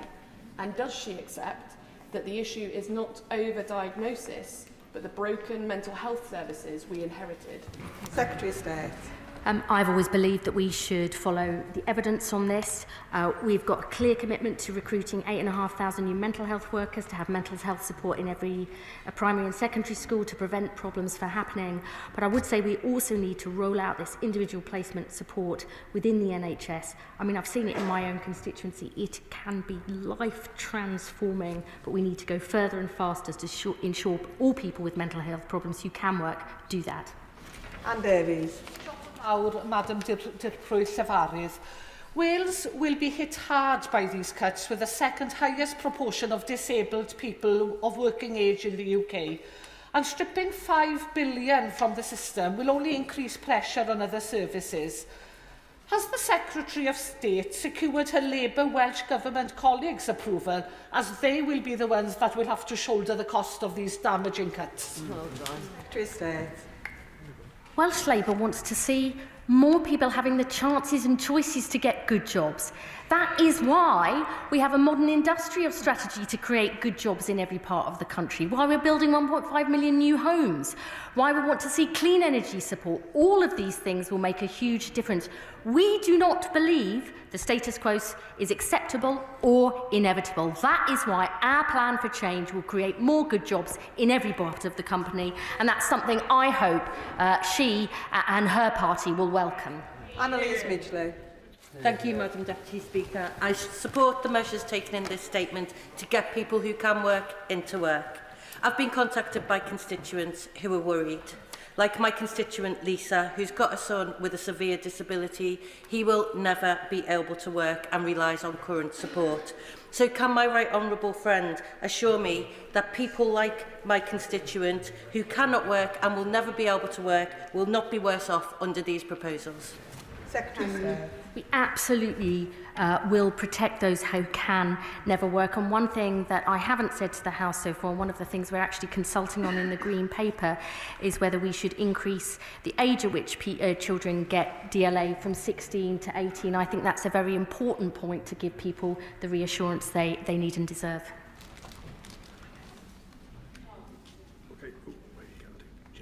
Jim Allister. Thank you. To me, parity in our welfare benefits is a key feature of our union. When the last government introduced their welfare reforms, the Northern Ireland Executive saw fit to introduce mitigations, for which they had to pay by taking money off health and education out of the block grant. If on this occasion the Northern Ireland Executive decides to mitigate these cuts, can the Secretary of State confirm that again that money would have to come out of needed services like health and education? And I would say to the honourable gentleman, full details about the impact of these changes on the block grant will be available at the spring statement. At the last budget, provided the biggest ever block grant settlement since devolution, and I will absolutely be working closely with both my honourable friend, the Secretary of State for Northern Ireland, and the Northern Ireland Executive to make sure that we do everything possible to help people in Northern Ireland into work and off benefits, to make sure they have the same chances and choices as people right across the United Kingdom. Andrew Pakes. Thank you, Madam Deputy Speaker. Peterborough is a youth unemployment hotspot. And I know there's not many members on the other benches left at the moment, but one of the most shameful parts of their record has been writing off a generation with 1 in 8 young people not in education, earning or training. There is nothing progressive or good about a government that writes off young people and puts them on benefits. Can I welcome the work that she's announced about employment support services for young people? And can I ask her to speak more about my passion, which is the government's youth guarantee, and how we put into reality youth jobs for the future?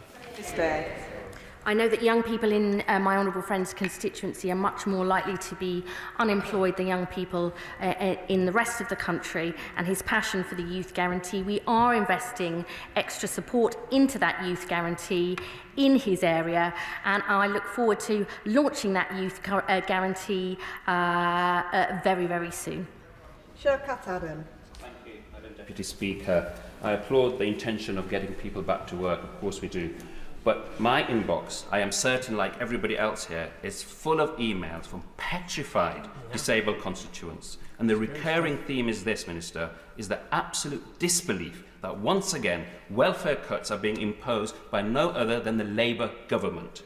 What would she say to my constituent, Jason, who lives in our city, who has now been told by Leicester City Council they will now consider his PIP payment as income and have increased the amount he has to pay by council tax? How does the Minister expect Jason to find the additional £900? I'm very happy if he writes to me about that constituent so I can look at the issue. Kim Johnson. Thank you, Madam Deputy Speaker. 3/4 of the people who claim universal credit and disability have gone without essential items in the past 6 months. The £5 billion cut is likely to make that worse for them. I've had lots of emails from my Liverpool Riverside constituency, and as mentioned already this afternoon, will the Minister speak with the Chancellor about looking at a wealth tax, because we need a wealth tax and not to be attacking those most vulnerable. I know my honourable friend cares passionately about these issues. Her constituents will not only benefit from the £1 billion investment into employment support, but the first ever above inflation permanent increase in universal credit if they are on both universal credit and PIP. And we have already taken action to ensure those with the broadest shoulders take a bigger burden, including our action on the non-dom tax status and a tax on the profits of the utility companies. That principle of fairness is vital to us all. Jim Shannon. Minister, I go on the tube twice a week, and the disability seat in the carriageway, it says not every disability is visible. With that being in mind, will the Secretary of State commit to ensuring that those with severe mental health issues such as paranoid psychosis, those with anxiety, those with depression, those with PTSD, mental issues, that they who already fear phone calls and withheld phone numbers coming to their houses, that they will not be impacted or hounded when trying to root out fraudsters? And does the Secretary of State accept that for those with severe mental health who do not understand their illness, that they can't explain, what they can't grasp, and how will these people, my people, our people, be protected? I think everyone's situation and condition is individual and personal to them. That's why it's really important any reassessments are done on an individual case-by-case basis. I would say that there will be people with psychosis and schizophrenia who can never work, but I have also, in Leicester, met people with precisely those conditions who have got work through the employment advice provided by the NHS in individual placement and support. That is why the pathways to work, employment support, I've said, is personalised and tailored to that individual need. It is not easy in a system as big and as complex as the social security system to look at to give an answer right now to the individuals he's saying, but that's why we must have those personalised assessments done. I want to make sure much more is done to make sure they're done properly. Richard Bergen. Thank you, Madam Deputy Speaker. Last night I got a response from the Minister for Social Security and Disability to a written question I'd asked on the average payment for the daily living component of PIP. It showed that the average payment was just £12 per day. The daily living component is for extra help needed with everyday tasks like washing, eating, using the toilet and getting dressed. But the Secretary of State's proposal for tightening the eligibility criteria could mean that even those who are assessed as needing help in every criterion may not be entitled to PIP. Isn't it wrong to balance the books on the backs of the sick and disabled people in such a way? I thank my honourable friend for the proposal, just to sort of confirm that we will focus PIP on those with highest needs by changing the assessment so a minimum 4 points is required on the daily living component. That will be for new claimants from November 2026. People who are coming up for reassessments, they will be done on a personal case-by-case basis. I really understand why honourable members put forward issues about individuals, but we can't determine that from the dispatch box. It's got to be done on an individual case-by-case basis. Deputy Speaker, I represent the second most deprived constituency in the United Kingdom with nearly 1 in 2 children living in poverty, and I really worry about the child poverty numbers that these measures could impact on. But just coming to young people, and especially mental health, we've got double the national average of young people out of work and education and training, but they can't get access to mental health support to get them into work. This is happening right across Blackpool, but across the country. What can the Secretary of State do to turbocharge the health service, but also put voluntary and the third sector and the charity sector into job centres so people can access mental health support immediately rather than waiting for us to rebuild the NHS after they left it in such a terrible mess? I mean, we actually want to look at putting job centres into GP surgeries, into community centres. I mean, I believe in a jobs and careers service, going to where people are rather than always expecting them to come to us. He is right to raise this issue. I mean, in some parts of the country, I believe I'm right in saying this, for example, in Manchester, in the combined authority there, they've actually commissioned specific talking therapist support for people who are looking for work. That is the direction of travel we want to move in, and I'm more than happy to discuss that with him in more detail. Deirdre Costigan. Thank you, Madam Deputy Speaker. Hundreds of disabled people in Ealing Southall want to work, but they often face absolute poverty pay and feel they would be better off on benefits. This is because, on average, disabled workers are paid £2.35p an hour less than other workers. That's £4,300 less a year. Can the Secretary of State outline how Labour's commitment in the King's speech to a new equality bill will ensure that disabled workers finally get equal pay at work and can choose a good job over feeling... Order. Secretary of State. I'm delighted to tell my honourable friend we have today launched the consultation on equality pay gap reporting, and I hope that will make a huge difference. Blair McDougall. Madam Deputy Speaker, if we do believe in the social model of disability described by the member for Penistone and Stockbridge earlier on, can I encourage the Secretary of State and all of us to find a different language to talk about this? Because when we talk about disabled people as unable to work, we ignore the fact that the majority of disabled adults are in work, and those that are not often are desperate to get into work but are held back by low pay and by lack of opportunities. And can we look again at access to work to make sure that the largest and most profitable employers are bearing more of the costs of adaptation? Can I remind members, there's a lot of members to get in. Please help each other and keep your questions and your answers short. Secretary of State. He's right. There's actually more disabled people in work than ever before. We need to recognise it and go further. We are launching a consultation on access to work to make sure that more people are able to get that vital support and that it goes into the right place at the right time. Mohammed Yassin. Thank you, Madam Deputy Speaker. I agree with the government that welfare reform is necessary, but many of my constituents are very worried about support they rely on being removed. 14 years of austerity under the Conservative took its toll on our nation, with public services cuts and cost of living crisis pushing people to the brink. So what the government is doing to address the root cause of people being unable to work rather than just focusing on symptoms? Secretary of State. We are precisely focusing on the root causes, what more we can do to change the world of work, how we can get people back to health and back to work, how we can give people the skills that they need, tackling the disincentives in the benefit system. I'm not interested in tinkering around. It's too important for people, and life is short.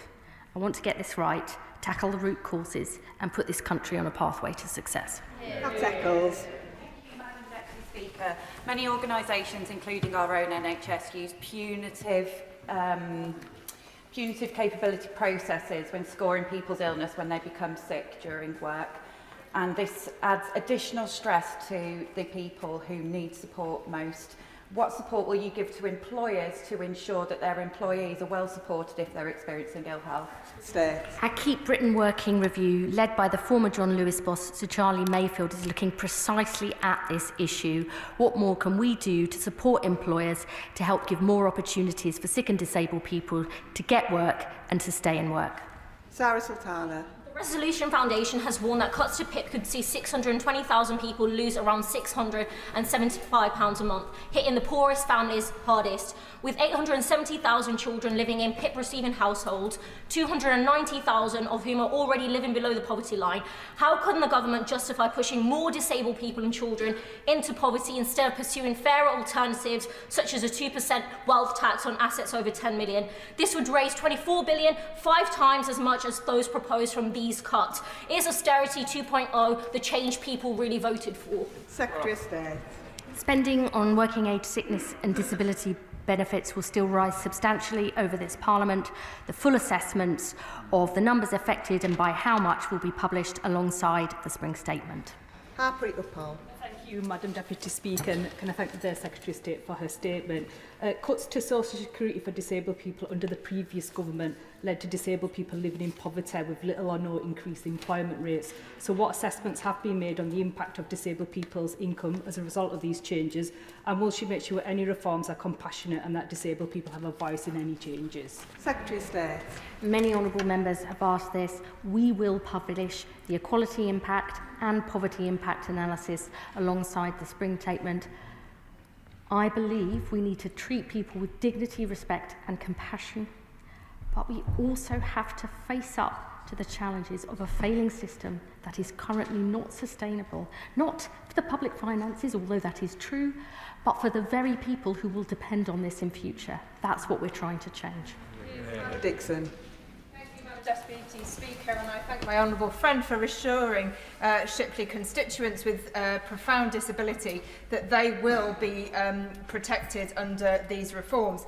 My niece, who herself has autism and has faced significant barriers to work, is a health coach in a job centre locally. She's helping other people with disabilities, neurodiversity issues and mental illness to find work, but she's frustrated that she doesn't have access to the fit notes.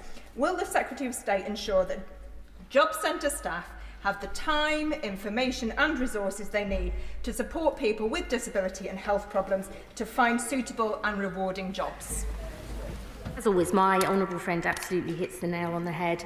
We actually want to free up our work coach time from tick box benefit administration, precisely so they can spend more time with sick and disabled people who need support, to refer them to mental health services, debt advice and others.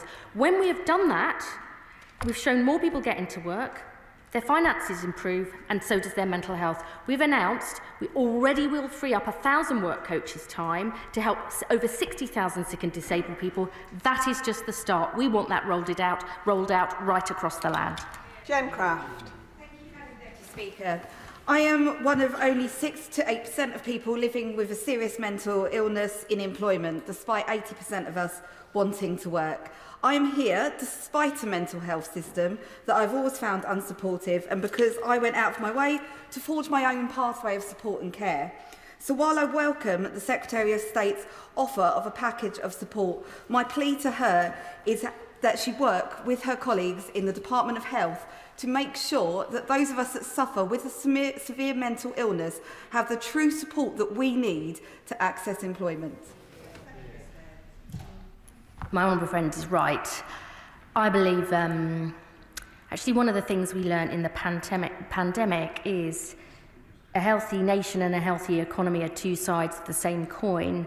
I believe there is much, much more we need to do to join up what the DWP does with what the NHS does, and crucially also with local skills and voluntary organisations. That isn't the way we've worked in the past, but that's what we want to change. Terry Jeremy. His adult life, my dad had a life-altering stroke in 2013. He was just 55. PIP kept him alive for 10 further years. As the person who helped fill in his PIP forms, take him to assessments and make the telephone calls, I can tell you without a doubt the system is already incredibly difficult to access. Will these reforms help speed up the process for PIP assessments and decisions, which take far too long in the current process? Yes. What we've announced in the Green Paper is we're going to have a review, alongside the changes that we will legislate for, that we'll have a review of the assessment process, PIP process, led by my right honourable friend, the Minister for Social Security and Disability, working with disabled people, the organisations that represent them and others.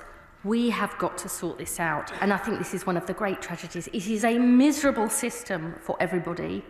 I don't want it to be like that. We need to change it, and I really look forward to talking to my honourable friend to get more of his ideas. Sarah Coombs. Labour believes in the value and dignity that having a job gives you, but too many disabled people who want a job are being let down and trapped by the current system. There are organisations such as Sweden and West Bromwich which helps people who have disabilities and long-term conditions into employment with the right tailored local support. So can I ask the Minister to confirm that this package of reforms is going to support people into good, fulfilling work via these local organisations, and we're going to protect those people with long-term conditions who will never be able to work? Yes. Natasha Irons. Thank you, Madam Deputy Speaker. The system is clearly broken, and I welcome the urgent work to get it fixed. But what reassurance can she provide for the children living in households receive PIP but also living in poverty? What reassurance can she provide for the 1 in 5 people in receipt of universal credit and disability benefit that are reliant on food banks already? And what reassurance can she give to my constituents, the 6,000 people of which claim PIP, that they need for dignified lives? I know, having chaired Feeding Leicester for years, unfortunately I had to give it up when I got this job, I know only too well the issues people face right across my city and in the constituency she represents. Our objective here is for those who can work, to get them into good work, because that is the sustainable way to tackle poverty and inequality in this country. And we also have a commitment to a cross-government, bold child poverty strategy, which we hope to be publishing shortly. Neil Duncan-Jordan. Thank you, Madam Deputy Speaker. Being healthy is shaped by the world around us, from the homes we live in to the air we breathe and the money in our pockets. Would the Secretary of State therefore agree there is a moral case to tackle the social determinants of ill health and the causes of poverty, rather than cutting the benefits of the most vulnerable people in our society. I mean, I worked in health, and my first job was actually on tackling health one of my first jobs on tackling health inequalities when I worked at the King's Fund charity. And that is precisely why we're looking not only at building more homes, but building more decent homes. Why we don't just want people to get jobs, but to get good jobs. It's why we're looking at raising the income of the poorest people with our new fair repayment rate, which gives on average £420 a year extra to the 1.2 million poorest families. There is much more that we can do, but right across government, our purpose is to tackle that poverty and inequality by getting more people into good jobs. That is the Labour way. Yuan Yan. Deputy Speaker, I strongly congratulate the Secretary of State for the £1 billion package of employment support. Many active labour market policies have been shown to have considerable economic impact. Historically, it's been difficult for the OBR to score the positive impacts of active policies as opposed to the more straightforward impacts of budget reductions. Will the Secretary of State commit to working cross-departmentally to ensure that we have long-term investment in the health of our nation, which is so fundamental to the wealth of our economy? Yes. Lola McAvoy. Thank you, Madam Speaker. I welcome the reforms outlined and the commitment to make sure that our most vulnerable disabled people are protected from these changes.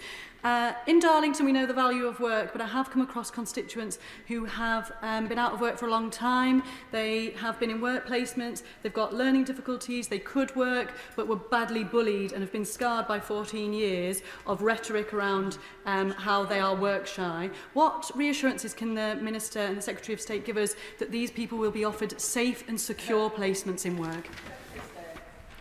I'm not interested in grabbing, blaming people to grab easy headlines. We've had that for too long. I know many people with autism and neurodivergent people who have been treated badly. That needs to change. If the Honourable Lady would like to send more case studies and example in her constituency, I will look at that to see whatever we can do. We will try and put that right. Ian Byrne. Thank you, Madam Deputy Speaker. Many will see the removal of £5 billion from the social security system as not reforms but a continuation of the failed ideology of Tory austerity, which has already cost thousands of lives.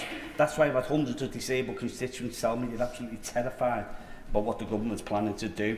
So does the Secretary of State really believe it is fair to balance the books on the backs of disabled people and the poor, rather than introducing a wealth on the super rich? I mean, just have to be honest, that's not what we're doing. I don't accept the status quo. I think it's miserable for people who can work and miserable for people who can't, and that's what I want to change. Conor Naismith. Thank you, Madam Deputy Speaker, and can I thank the Secretary of State for the tone she struck today in reflecting that we are talking about people's lives and not figures on a spreadsheet, and I hope to see that reflected in the delivery of these plans. But trust in these systems amongst disabled people is low, following 14 years of a failed punitive approach by the Conservative Party, and speculation in recent days has left my constituents feeling fearful. So what assurances can the Secretary of State give me that those with the most severe disabilities, those who are genuinely unable to work, will be no worse off under these plans? I can absolutely give that commitment, and I just want to say this about an issue many honourable members have raised, which is about the culture of how they feel they've been treated or the headlines they see in the papers. It is really important we change that. I know that we can't do that overnight, but the entire team in the DWP, our ministers and also the officials know we want to change that so we can get people on a pathway to success. Becky Cooper. Speaker, and I thank the Minister for her statement. Welfare reform must hold responsibility for ensuring that incentivising people into work does not produce unintended health consequences, not least, as she rightly points out, by generating fear and uncertainty. Would the Minister therefore agree that we need to address the health inequity issues that are delaying treatment of mental illness and our underlying public health and inequality issues? Welfare reform and NHS transformation must complement each other to make sure that no one is left behind. I absolutely agree that we need to tackle these issues, but I just would say this. There is more and more evidence that good work is good for mental health, for people with anxiety and depression and those with serious conditions, if that support is done in the right way. I have seen it for myself. In my own constituency, from the work that the NHS is doing, we've got to spread that far more widely. Lizzie Collins. Thank you, Madam Deputy Speaker. We know that helping people stay well, managing long-term conditions or disabilities, almost always is cheaper in the long term. Can the Secretary of State tell me how she will account for the potential wider system costs of changing any money that is available to people with disabilities or long-term conditions? So for many years before I was appointed in opposition as Shadow DWP, I worked in health and social care. And I know that actually helping people to manage their own long-term conditions is absolutely essential, where we give people power, control and agency over their lives rather than telling them somehow the doctor or somebody else always knows best. That is a principle I deeply believe in, and it's something that I will work closely with my Right Honourable friend, the Health Secretary, on. I know he believes that too. There's much more we can do, but we will definitely make a start. I will get everybody in, I think, at this rate. Kirsten Sullivan, thank you. Deputy Speaker, I recently held a child poverty roundtable in my constituency of Bathgate and Linlithgow, and one of the issues raised repeatedly was that many people who want to work find themselves worse off when they lose benefits and find themselves pushed into hardship. So what assurances can my Right Honourable friend provide my constituent that under these changes they will be better off in work and they'll no longer be penalised for wanting to improve their life circumstances and those of their families? My friend raises a really important point, and I would say it would be really good if she could talk to my Right Honourable friend, the Minister for Social Security and Disability, who is reviewing universal credit, as we promised in our manifesto, to tackle poverty and make work pay. We have got to make that a reality for everybody in this country, and I'm sure if she talks to him, he will talk more about what we're doing in this regard. Sarah Smith. Last week, my constituent Ellie, who's visually impaired, visited the local job centre. In that experience, as a full-time student seeking part-time work, she was belittled, she was spoken over, she was told that she couldn't get help because she was on PIP and not on UC, and she left feeling devastated by that experience. Can the Secretary of State reassure me and her that this experience will become a thing of the past for people like her desperately seeking work? That is absolutely my intention, and I would ask my honourable friend, can you send me the details, because I will look into it personally. John Slinger. Deputy Speaker, does my Right Honourable friend agree that the clue is in the name of our party? Because we believe in dignity in work, enhanced workers' rights, dignity and far more support for disabled people and people with health conditions seeking work, particularly with the right to try, dignity and compassion for those unable to work, especially ending reassessments, and that it's this Labour government that will get Britain working, get welfare working better, with compassion and support at its heart. Yeah. Very much agree with my honourable friend's sentiments.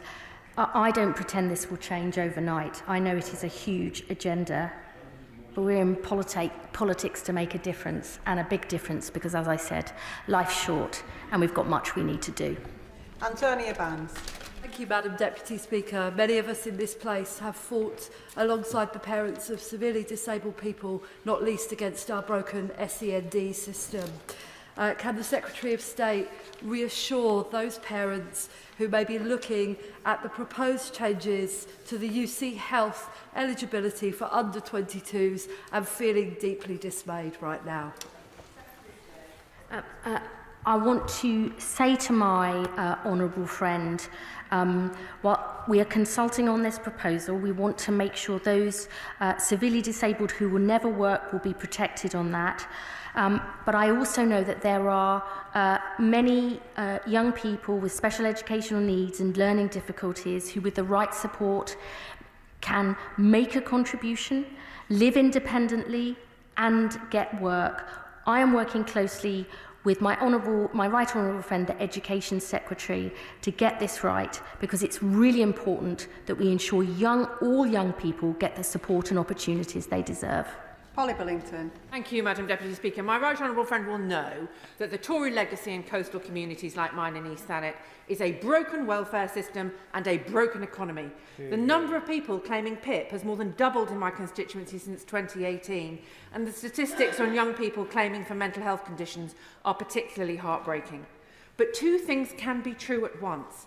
Too many people are being written off without a path to wellness and work, and there must be reliable support for those who can't work. Can my right honourable friend explain how reducing support for those who struggle to wash and dress themselves will help tackle either of these challenges? My right honourable friend, as always, speaks passionately about her constituency and the need to make sure that the support for people who can work is there, but also that we protect those. I would say every case needs to be judged on an individual basis. We will make sure that that happens. And may I say to the House and Madam Deputy Speaker, I know many people would have wanted to ask more questions and to say more. My door is always open. We want and need to get this right. We'll have more debates about this, but if any honourable member on either of the side of the House wants to contact me with more questions, myself and the team will do everything we can to address these openly, honestly and quickly. And the final question from the backbench is Chris Vince. Thank you, Madam Deputy Speaker. And I thank the Secretary of State for her statement today. I think we all know that the current system is not only broken, it's also unsustainable, and I welcome her focus on supporting the long-term unemployed, and I would point to some good examples of work we're doing in my constituency of Harlow. Would she, however, agree that we need to support those constituents in Harlow, many with severe disabilities, who cannot work, and end this merry-go-round of constant reassessment? Yeah.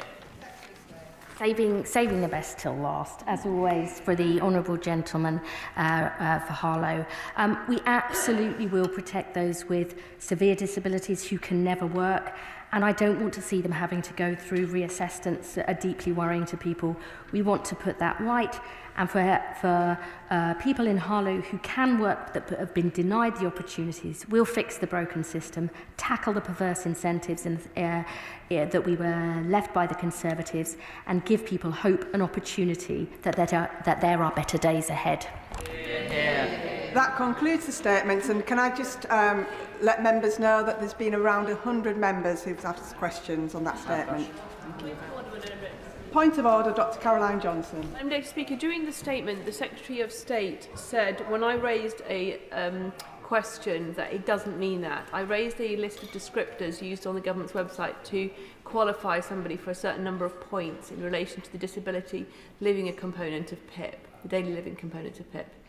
Each of the descriptors that I raised have either 2 or 3 points associated with them, which means that someone who had all of those descriptors at the moment, needing supervision or assessment with therapy for 3.5 hours a week, 2 points. Prompting and assistance with washing hair and body below the waist, 2 points. Assistance to get in and out of the bath, 3 points. Supervision to manage toilet needs, 2 points. Assistance to dress or undress the lower body in needing physical help of another person, also 2 points. At the moment, someone with all of those needs would qualify for this component of PIP, and under her new rules would not. How can I give the Secretary of State the opportunity to correct the record? That is not a point of order, but the Honourable Lady has got her point on the record. We now come to the 10-minute rule motion. I will let the front benches swap over and settle.